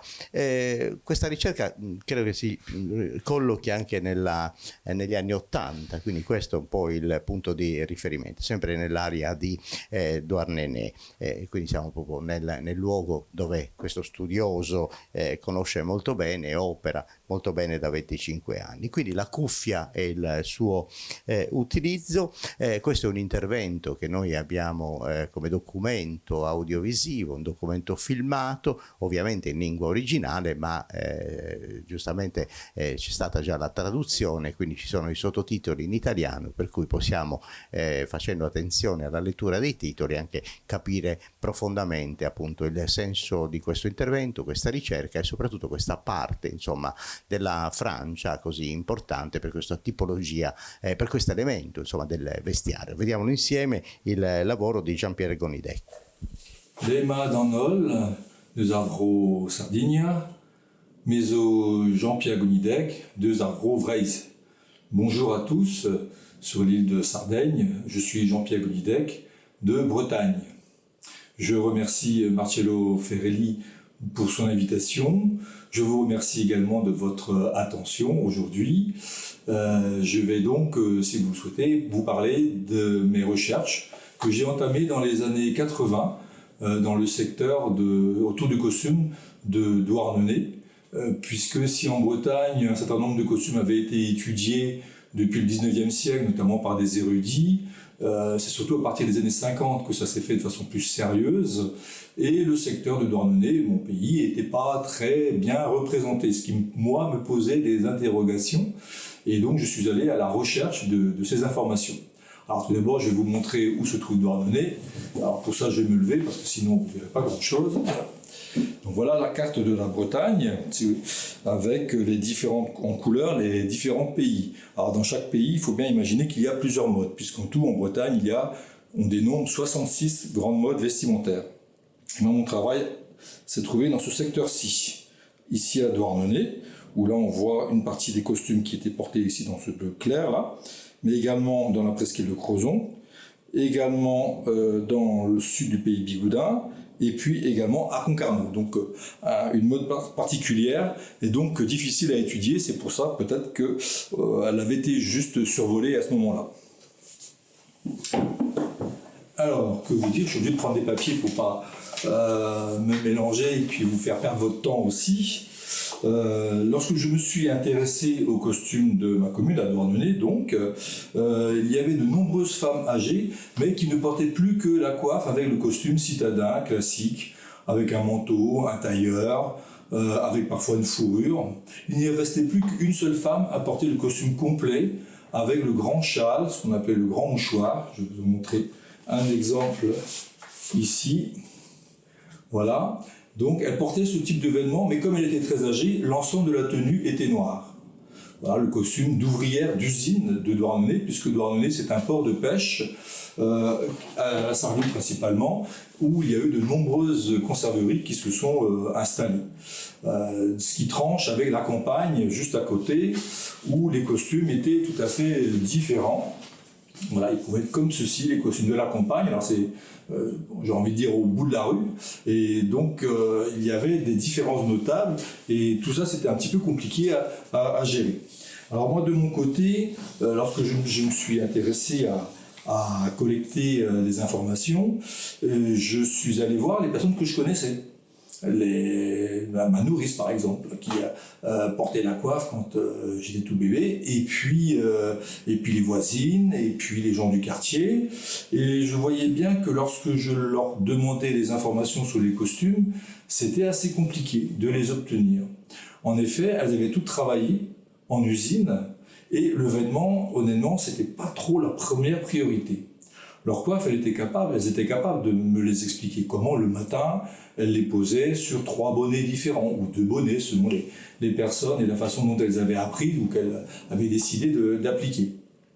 Mais pour le reste du vêtement, vu qu'elles l'avaient quitté très tôt, quand elles étaient jeunes filles pour la plupart d'entre elles, elles s'étaient certes mariées en costume traditionnel, mais elles avaient abandonné assez rapidement, c'était la mode dans le secteur de Douarnenez. Alors que dans le pays de Bigoudin, par exemple, il y avait encore beaucoup de vêtements qui étaient portés, le costume était porté de façon complète par une grande partie de la population. C'était le cas aussi à Plougastel d'Aoulas. Donc ces costumes-là, elles avaient du mal à m'en expliquer les tenants et les aboutissants. Lorsqu'elles se sont mariées, voilà, elles ont porté ce type de vêtements. Le blanc pour la mariée et en couleur pour les jeunes filles qui accompagnaient la noce, les demoiselles d'honneur, etc. La difficulté, c'est qu'elles n'avaient pas notion de la manière de le porter puisque c'était une habilleuse qui venait. On louait l'événement traditionnel chez une habilleuse et celle-ci venait le jour précis où on allait chez elle et elle coiffait la jeune fille avec une coiffe différente de la coiffe de tous les jours. Cette coiffe-là s'appelait la cornette. Et donc les dames n'avaient pas la possibilité, c'était pas quelque chose qui les avait vraiment intéressées non plus. La difficulté, c'est de trouver des gens qui étaient intéressés par le costume traditionnel. Beaucoup le subissaient. Il ne faut pas l'oublier. Donc, leur poser des questions là-dessus, c'est parfois aussi compliqué parce que ça fait remonter des tas de souvenirs qui ne sont pas tous forcément très, très intéressants. Alors, pour revenir à la coiffe de Douarnenez, on va faire un petit peu le tour vite fait de cette coiffe-là. Voilà comment elle se présente. C'est un petit bonnet très court, au XXe siècle. Là, on est dans la mode 1915 à peu près, on n'est pas encore dans les années 20 tout à fait. C'est la broderie qui nous l'indique. Et ce petit bonnet, on serre bien la tête, ce qui fait que ça laisse une liberté de mouvement pour pouvoir aller travailler à l'usine et pouvoir quasiment à la chaîne, côte à côte, sans être embêté avec une coiffe trop importante. Mais la réduction des ailes, elle s'est faite auparavant, avec les générations précédentes. Et cette coiffe-là reçoit le nom de pensardine. Pensardine, ça veut dire tête de sardine. Alors quand on la regarde un peu comme ça, on peut penser que les petites ailettes, il faut penser aux ouïes des poissons. En fait, c'est le nom de la population de Douarnenez depuis le XVIIIe siècle, à une époque où la coiffe ne ressemble pas du tout à cette coiffe-ci, où elle est beaucoup plus enveloppante, beaucoup plus imposante. Et donc, c'est le traçage de cette évolution que j'ai voulu refaire avec les personnes que je rencontrais, la difficulté étant qu'elles n'avaient connaissance que de leur propre mode à elles. Dès que je posais la question sur les modes de vêtements de leurs parents, c'était tout de suite plus compliqué là aussi. Alors, pour réussir à avoir quelques renseignements, je leur ai demandé de me parler de leur vie, de me parler de leur enfance, à l'école, comment ça se passait. Alors à l'école, il n'y avait pas de coiffe. La coiffe, normalement, on la portait à partir de la 3e des communions qui s'enchaînaient les unes derrière les autres pendant 3 ans. Et au bout de la 3e année, lorsqu'on avait fini cette 3e communion, on était considéré comme une femme pouvant travailler. Donc on avait la coiffe, comme une adulte. Combien même elles avaient 14 ans, 15 ans, c'était pareil. Toutefois, certaines personnes ont pu m'expliquer à ce moment-là, lorsque je leur demandais la manière de vivre, de me donner des indications sur la façon dont elles vivaient, comme j'avais mis l'accent un petit peu sur le costume, il y avait des bribes qui revenaient à la surface. À ce moment-là, elles se souvenaient. Une d'elles, par exemple, me disait « Ah, mais normalement, c'est à 13 ans, 14 ans qu'on portait la coiffe, mais moi, quand je suis rentré de l'école, à midi, ma mère m'a dit « Il y a une place pour vous à l'usine, vous allez donc venir à l'usine tout à l'heure. » Et pour aller à l'usine, il fallait obligatoirement porter une coiffe. Elle n'en avait jamais porté de sa vie. Elle n'avait même pas fait sa première des communions. Donc la mère lui a mis sa coiffe pour aller à l'usine l'après-midi. Et c'est comme ça, à la fois où elle a porté la coiffe et où elle a cessé d'aller à l'école. Donc le costume, il est intéressant, me semble-t-il, de l'exploiter, de l'explorer à partir de la vie de la population. Et c'est comme ça qu'au fur et à mesure, les échanges ont pu se nouer. Pour les hommes, c'est pareil. À partir de quand un garçon partait en mer, à partir de ce moment-là, on allait lui mettre une vareuse. Hein, ce vêtement qui n'a pas de bouton, qui à Douarnenez a tendance à être plutôt de couleur rouille. C'est comme ça qu'on le détermine. Il y a d'autres ports de pêche où c'est la couleur bleue qui est majoritaire, mais c'est pas non plus une vérité absolue, puisque justement, là aussi, en discutant avec certains, ils me disaient moi j'ai toujours eu des habits de couleur rouille, parce que ma mère me les faisait comme ça. Il n'avait pas choisi. Et que son père, à côté, lui, mettait du bleu. Donc la mère faisait pour le fils de couleur rouille et pour son mari du bleu. Ça lui permettait de se retrouver dans son travail. Donc vous voyez que quelquefois on va avoir des généralités, des dogmes un peu qu'on va nous donner dans un territoire. C'était comme si, c'était sûrement que comme ça. On n'a jamais dérogé à ça. Quand vous grattez un peu, quand vous discutez avec des gens, quand vous avez la chance de les trouver, dans les années 80 c'était encore possible, mais ça commençait à devenir difficile, hein, puisque c'était vraiment la toute dernière génération à porter le costume traditionnel tous les jours, au quotidien, et à en comprendre son sens, même s'il commençait à s'étioler, eh bien on se rend compte que ces grands dogmes-là, ma foi, ils peuvent être aussi modifiés, adaptés, parce que chacun a sa vie personnelle et fait ce qu'il veut, comme il veut, en respectant les canons généraux de la société dans laquelle ils évoluent. Voilà. Un tout petit peu la manière de travailler. Et à partir de là, j'ai réussi à avoir pas mal d'informations, ce qui m'a permis aussi de les croiser. Puisqu'en parlant avec des personnes âgées, de leur jeunesse, sur un sujet dont elles n'étaient pas forcément ou particulièrement friandes, dont ce n'était pas vraiment le principal intérêt, eh bien, il faut aussi se méfier. Tous ces gens-là étaient parfaitement honnêtes quand ils communiquaient avec moi. Mais quelquefois, la mémoire est défaillante et puis une anecdote glisse vers une autre, on fait un peu un condensé et on peut, comme ça, arriver à se tromper. D'où l'intérêt de multiplier les enregistrements à l'époque et les entretiens, de réussir de les comparer quelquefois avec les photographies. C'était intéressant de demander aux gens de me montrer leurs photos de famille. Et quelquefois, je voyais bien que le discours n'était pas en raccord avec ce que montrait une photo. Alors à ce moment-là, c'est difficile parce que les gens sont convaincus de ce qu'ils sont en train de vous dire. Et vous n'avez pas envie de les mettre en difficulté. Donc, selon la nature du problème, vous laissez filer, enfin je laissais filer, j'écoutais toute l'information, et puis j'y revenais un peu plus tard, si possible.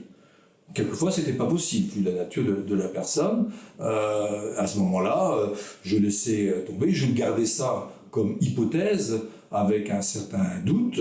Et puis, quelquefois, lorsque j'avais un autre entretien, j'essayais de connaître cette partie-là aussi par le biais d'une autre personne, pour réussir à avoir des faisceaux d'indices concordants pour telle ou telle ornementation ou telle manière de porter la coiffe ou bien de porter le grand châle, ce grand châle noir dont les pliages étaient très importants là aussi pour les femmes qui le mettaient, c'est-à-dire que ce n'était pas un vêtement qu'on mettait au quotidien, c'est un vêtement de dimanche, de cérémonie, de promenade.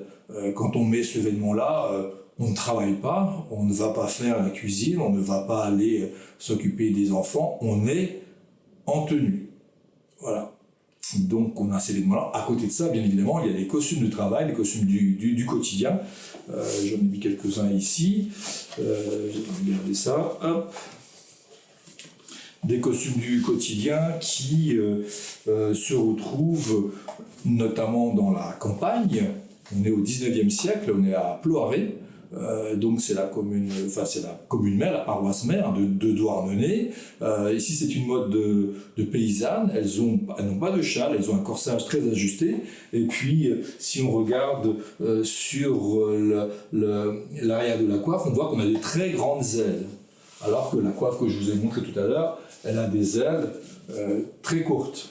Voilà. Donc c'est une de mes préoccupations a été de découvrir comment de ces grandes ailes on est arrivé à ces petites ailes. Alors vous me direz tout simplement on les a raccourcies. Oui, mais c'est pas une preuve ça. On les a raccourcis, mais comment? Alors il m'a fallu travailler un petit peu parce que là je vous parle de pièces du 19e siècle où là il n'y a pas de témoin. Il n'y a pas de pièces. Il existe 3 conservées au musée départemental breton, où je travaille, mais ces pièces ne sont pas en forme. Elles sont juste comme c'est du lino, très fin. Il y a une pièce qui est brodée sur tulle, donc on connaît les matériaux, on connaît les proportions. On n'a plus d'informations sur la manière de les monter, de les présenter et de les porter. Donc il m'a fallu retrouver d'autres traces, et à ce moment-là, c'est rechercher le travail des artistes du 19e siècle. On a la chance à Douarnenez, dès 1863, nous avons les premiers peintres qui débarquent sur Douarnenez, notamment Emmanuel Lancier, et il va s'acharner à réaliser un carnet de croquis, ou plusieurs même, en datant, en marquant des fois le nom de la population. Il est le premier, on ne connaît pas ces métiers-là artistiques. Il arrive, comme il vient tous les ans, à se faire un peu familier de la population, donc on le laisse aller au lavoir, par exemple, regarder les femmes qui travaillent, et on voit que ces femmes ont des grandes coiffes comme ça, donc avec ces très grandes ailes ici, quoi, portées ici à l'arrière. Donc ces femmes ont ces coiffes-là, avec ces ailes très très longues, et puis on en voit certaines où les ailes sont en train de tomber. D'autres, les ailes sont épinglées sous le fond. Donc, on voit qu'en 1863, cette manière de porter la coiffe pose un problème. C'est compliqué. Comment faire ? On voit que les femmes commencent à essayer de trouver une autre solution. Et donc, effectivement, elles réduisent la taille de la coiffe. Mais, toujours pareil, comment arrive-t-on à cette toute petite ailette ? Il va me falloir, là, pour le coup, avoir de la chance aussi, et des bons yeux. Et c'est grâce à un agrandissement photographique où on voit une coiffe de ce style-là, donc sans grand intérêt, puisque la coiffe a déjà les ailes très courtes, où je m'aperçois, en agrandissant la photographie, que cette partie-là, en fait, elle ne se glisse pas sous le fond, mais elle revient se plier sur le dessus, comme lui apporter une rigidité. Et à partir de là, la grande boucle qu'on voyait tout à l'heure sur les grandes ailes, eh bien, elle existe, elle est utile, elle est réduite, et elle permet de mettre les ailettes très droites. Voilà la preuve de l'évolution de cette coiffure. Mais ça n'a pas été simple pour trouver cette simple indication. Alors je ne sais pas si je réponds à toutes les questions que vous pourriez avoir. Je ne saurais pas trop vous dire un peu plus sur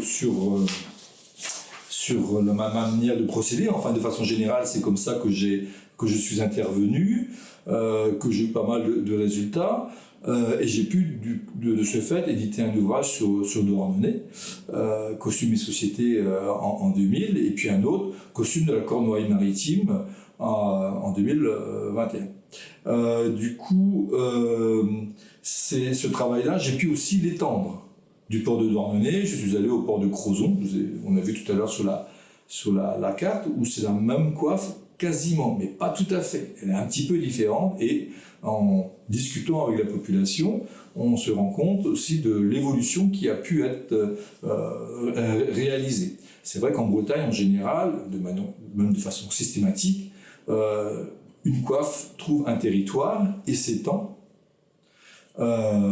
et est proche de ses voisines. Selon les générations, le territoire fluctue un peu en fonction d'une génération qui abandonne cette coiffe-là ou qui, au contraire, d'un territoire voisin, décide de se l'accaparer. Dans le secteur de Douarnenez, eh bien, c'est différent. Cette coiffe-là, elle va d'un lieu à un autre, d'un territoire à un autre, mais toujours à partir d'un port de pêche. Il s'agit donc d'une coiffe portée par des femmes du monde maritime à l'origine. Et ce travail-là, il était intéressant de le mener en essayant de discuter avec la population sur les liens qu'il pouvait y avoir entre les gens de Douarnenez et de Concarneau. Ce qui est évident pour la dernière génération, mais moins pour les générations précédentes. Et donc, il fallait réussir à discuter, à négocier avec les gens pour leur demander de se souvenir, de regarder dans leur généalogie, où d'un seul coup, on voyait apparaître le mariage d'un douarneniste avec une femme de Concarneau, ou d'une douarneniste avec un homme de Crozon, ou d'une femme d'Audierne qui épouse un douarneniste. À partir de là, on voit bien que cette population était très, très soudée et portait donc la même mode. Voilà, donc un petit peu, de façon très synthétique, un petit peu décousu aussi, je m'en excuse, quelques exemples que j'ai pu réaliser lors de mes travaux et qui m'ont permis de démêler bien les problèmes. opération, cette technique, je l'ai également appliquée à d'autres modes des costumes de Bretagne, ce qui m'a permis de créer des liens entre des modes qui n'ont apparemment pas grand-chose à voir. Les liens, je dirais, c'est dans le principe de l'évolution. Est-ce que c'est l'agrandissement d'une coiffe ou le rétrécissement? Est-ce que c'est l'ajout d'éléments ou le retrait qu'on va retrouver dans certains secteurs? Et j'ai pu également l'appliquer sur des modes du Proche-Orient, où là aussi la population ouvrière ou agricole avait de fait les mêmes préoccupations que les populations d'ici en Bretagne et avait le même désir de les résoudre. On pourrait étendre le propos sur les costumes de grandes cérémonies. Là, je vous sors quelques exemples, les costumes de cérémonie de Ploiré au XIXe siècle. Ici, les costumes du même secteur, mais vers 1900. Et puis ici, le même costume, mais en 1915, sur Dornenay. Je ne sais pas si vous voyez bien, j'espère que ça va passer. Voilà, en tout cas, je vous remercie de votre patience, de votre écoute. Je vous souhaite de participer à une très belle manifestation jusqu'au bout et d'en tirer beaucoup d'avantages. Et de mon côté, je vous dis au revoir, donc Kenavo a Henta. Beh, insomma, molti spunti anche in questo caso Jean-Pierre con idee ci ha dato e ci ha anche fatto capire come alcune esperienze siano comuni, insomma, in tutti i luoghi dove si fa ricerca verso questi elementi del vestiario. Quindi ci ha messo in relazione, sì, gli elementi del vestiario, come dicevo, ma soprattutto le persone, i luoghi, le attività, la società più in generale. E con Marcello ci siamo detti dobbiamo fare grosso modo 2 ore, sono 1 ora e 59 minuti, quindi siamo assolutamente perfetti. Però per concludere, dato che lo aveva anticipato lo stesso Marcello, più che un dibattito io vorrei capire, visto anche i tempi, se c'è qualcuno che vuole porgere una domanda specifica per un eventuale approfondimento. Non facciamo relazioni, ovviamente, le relazioni le abbiamo già fatte al tavolo, quindi soltanto per delle domande che saranno domande brevi e risposte brevi. Quindi cominciamo. Ignazio Sannafancello, se vuoi venire da questa parte così vi possiamo sia inquadrare che sentire anche con questo microfono. Prego Ignazio. Intanto complimenti, è sempre un piacere partecipare a questi eventi perché oltretutto arricchiscono la cultura ma nello stesso tempo l'amicizia che ci lega. Ma la mia domanda è specifica. Abbiamo parlato del corpo vestito.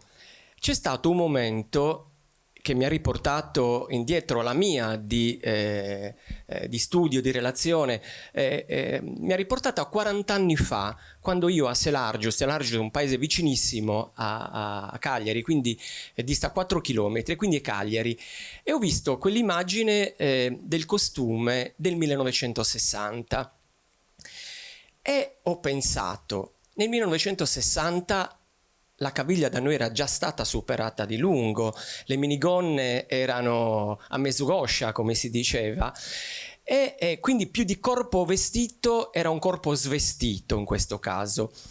Però la mia domanda è questa. Gli anni 60 sono gli anni della rivoluzione, il 68, il libertinaggio che c'era, la rivoluzione delle donne, il femminismo, tutta questa tutto questo nuova rivoluzione, insomma, che c'era e che si avvertiva un po' in tutta Europa, ma Cagliari non era di meno e Selargius altrettanto. Nelle mie interviste alle donne, che ahimè voi avete avuto la fortuna di trovare ancora persone che vestono il costume, oppure di mamme che hanno vestito il costume delle intervistate, per me è stato molto più difficile perché, come ho detto, la vicinanza con Cagliari, gli abiti erano completamente spariti negli anni 60. Tra l'altro, la mia domanda è questa. Avete avvertito in questo contesto, nelle interviste, delle terminologie anche che usavano per giustificare certi atteggiamenti un po' arbitrari in questo modo di vestire? Ma il fatto che Selargio fosse vicino a Cagliari, quindi attenta anche alla moda, ma la televisione, che non solo si vedeva a Selargius, ma si vedeva anche nei paesi dell'Ogliastra, e quindi se Rita Pavone, che mi permetteva una minigonna o una Raffaella Carrà con un ombelico fuori, come mai invece questo, passatemi il termine, arretratezza in questi paesi non ha avuto riscontro, o perlomeno perché è stato così ritardata la cosa? Grazie. Prego. Allora, prima cosa, la donna che avete visto è una riproposta di una donna di Barisardo, che in quegli anni molte si sposavano così. In altri paesi dell'Ogliastra addirittura non si andava a sposare così, tipo nel caso di Arzana si andava con l'abito completo anche negli anni 70-80, addirittura a Cabras l'ultima che ha sposato in costume nel 2000, figuratevi, perché si è sposata da grande, quindi è uscita da casa sua sposata in costume. Secondo me la risposta è sempre sono le dinamiche delle comunità, ogni comunità ha seguito delle dinamiche proprie, e anche la lunghezza della gonna dipende dalla comunità. Ci sono comunità dove le gonne tipo l'Orisanale sono rimaste lunghissime. Ci sono comunità, anche in Ogliastra, dove tipo le tortolesi erano conosciute per le gonne corte, mentre in alcuni paesi della montagna la gonna è rimasta molto lunga. Quindi secondo me la risposta è dinamiche comunitarie locali. È la comunità che determina le dinamiche, e nel momento in cui tu esci da quelle dinamiche devi rispondere alla comunità. Anche questo è importante, come diceva anche Giuseppe, la critica, no? Cioè è un atto di sorta di coraggio staccarti dalla dinamica della tua comunità, e non tutte ne sono in grado anche di ricevere le conseguenze di quella tua scelta, capito? Però credo che Giuseppe...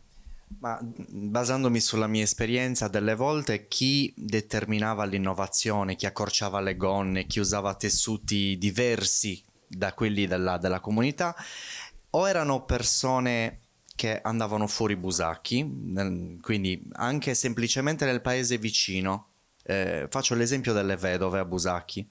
A Busacchi la vedova doveva rigorosamente indossare il gippone, cosa che è assolutamente strano a Busacchi, in una comunità dove il gippone è assolutamente esiste, ma è marginale a determinate situazioni della vita, il matrimonio, il lutto e per esempio quando si andava a cresimare o battezzare qualcuno. Quindi è un elemento estraneo alla quotidianità. Quando le donne sono a Busacchi, vestite da lutto, hanno il gippone, sono tutte coperte, tutte nascoste, non si vede niente. Le incontri magari a Oristano, a Cagliari, a fare insomma le commissioni, quello che devono fare, e le trovi senza gippone, senza il copricapo che nasconde insomma il giallo del fazzoletto, il bianco, perché lì non c'è la critica, perché cosa ne sa un oristanese o un cagliaritano che deve indossare il gippone? E invece non escono, non si affacciano neanche, non si affacciavano, adesso la situazione è cambiata notevolmente, però fino a 10-15 anni fa non si affacciavano neanche all'uscio della porta senza il gippone, perché la vicina magari diceva per il padre non se lo mette, per la madre se l'è messo. E molte volte tornano queste dinamiche nelle interviste. Spesso una delle più giovani in costume mi ha detto: ho dovuto indossare ho indossato il costume per scelta, una donna nata nel 1948, l'ho indossato per scelta perché mi piaceva. Però quando ho avuto diversi lutti in famiglia, molti lutti, dovevo sempre badare a quale lutto avevo messo a tale parente, perché se l'avessi messo diverso ad un altro mi avrebbero criticata, avrebbero detto perché teneva di meno a lui. Quindi la comunità, come diceva Marcello, il controllo sociale, che in piccole comunità probabilmente... in comunità più grandi questo veniva meno perché non ci si conosceva. Nelle piccole comunità si sa vita, morte e miracoli di tutti. Adesso è venuto meno, sta venendo meno, però è ancora presente il controllo sociale, quello che io definirei controllo sociale, e credo sia questa la motivazione. Bene, c'era una domanda da parte sua? Se si vuole avvicinare al microfono un attimo. Buonasera, scusate, io volevo fare una piccola osservazione. Tutto meraviglioso, io mi occupo da un po' di anni, quindi ho a che fare col costume, con tutto, mi piace, ma in tutto questo la camicia maschile non abbiamo visto niente, non è stato detto niente, non c'è nessun tipo di osservazione. non era oggetto, non era oggetto del focus di questo convegno, ma dell'uomo mancavano tutti gli altri elementi, non ne abbiamo parlato per niente, ma non faceva parte, vero, non era oggetto di questo appuntamento. Allora, doveva partecipare al convegno che ha fatto lo stesso Marcello Ferreri, ma organizzato dal gruppo di Selargius, da Matteo, dal gruppo Fedora Puzzu, perché era un convegno intitolato Homines e ha fatto proprio tutta un'analisi su tutto l'apparato vestimentario maschile. posso dire una cosa? Certo. Allora, la situazione per uomini e donne è diversa perché gli uomini hanno tolto gli abiti molto prima delle donne. Cioè, a Barisardo, durante le interviste, si ricorda qualche uomo così di passaggio, mentre le donne, avendolo tenuto in vita, hanno tenuto in vita anche delle dinamiche diverse. Cioè, gli uomini, quando si parla, si ricorda anni 50, in alcune comunità, addirittura dopo la prima guerra si era tolto tutta. Quindi bisognerebbe fare un discorso completamente diverso delle camicie maschili, che non ha niente a che vedere con quelle femminili. No, poi... No, ma poi aggiungo una cosa. 2 ore di tempo avevamo, si deve circoscrivere assolutamente, perché se si entra nel dettaglio di ogni minimo capo dell'abbigliamento ci metteremmo ore davvero a parlare. E poi dico un'altra cosa, nella ricerca di carattere linguistico si è sempre cercato di trovare come informatori le donne piuttosto che gli uomini, perché avevano una mobilità sociale diversa, e rimando a quello che dice Marcello, lo hanno dismesso prima. Sono poche le comunità dove l'uomo ha mantenuto più l'abito tradizionale rispetto alla donna. A Busacchi, per esempio, l'uomo vestito completamente in costume, diciamo l'ultimo sarà negli anni 40. Mio nonno lo ricorda così, come un'immagine molto lontana, quando ancora oggi nel 2023 ci sono donne che lei vede vestite completamente. Quindi la donna è più conservativa in genere, quindi abbiamo anche avuto modo di poter parlare con più certezza, forse in modo più approfondito, dell'abbigliamento femminile piuttosto che di quello maschile, per tutte queste motivazioni, non per altro. Si deve fare una selezione, insomma. Bene, mi pare, se non ci sono altre domande, no? Allora mi sa che possiamo chiudere questo appuntamento. Sì, assolutamente sì. Io stesso vorrei ringraziare intanto Dottor Ferreri, Marcello, grazie anche per avermi voluto coinvolgere, per aver curato la parte scientifica di questo appuntamento e tutta la ricerca che abbiamo visto anche nel documento filmato. Io personalmente ringrazio l'Associazione Culturale Nostra Signora di Monserrato, voglio ringraziare l'amministrazione comunale con l'assessora alla cultura Maria Francesca Uda, Gabriele, presidente insomma del sodalizio intitolato alla Madonna di Monserrato, e Giuseppe Mereu, e anche tu portai ringraziamenti anche a Jean-Pierre Gonidec, perché ci ha dato insomma delle importanti occasioni di conoscenza ulteriori. Per quanto mi riguarda, grazie infinite veramente di avermi voluto coinvolgere. Prego, dottor Ferreri. Allora, da parte mia volevo innanzitutto ringraziare Gabriele e tutta l'associazione, che hanno collaborato tantissimo, non solo quando abbiamo fatto le interviste a Barisardo, perché siamo andati io e lui nelle case a farci raccontare le vite delle persone, ma anche per tutto il resto, perché ovviamente è una sorta di grande famiglia. Poi voglio ringraziare ovviamente Fondazione per il contributo che ci ha dato, l'amministrazione comunque comunale e i miei relatori, i miei li definisco così perché in qualche modo ho rapporti di amicizia sia con Giuseppe ma anche con Jean-Pierre, quindi insomma mi sono venuti incontro. Tra l'altro avete notato che mi ha cercato di mantenere una linea molto comune nella ricerca, cioè cosa ci danno le persone in quella che è la ricerca. Grazie a te Ottavio per essere oggi qua, e grazie soprattutto a tutti voi, anche i miei concittadini nuoresi che sono venuti a trovarmi, e anche i campidanesi che insomma non si fanno mancare un convegno, come si dice. Grazie a tutti.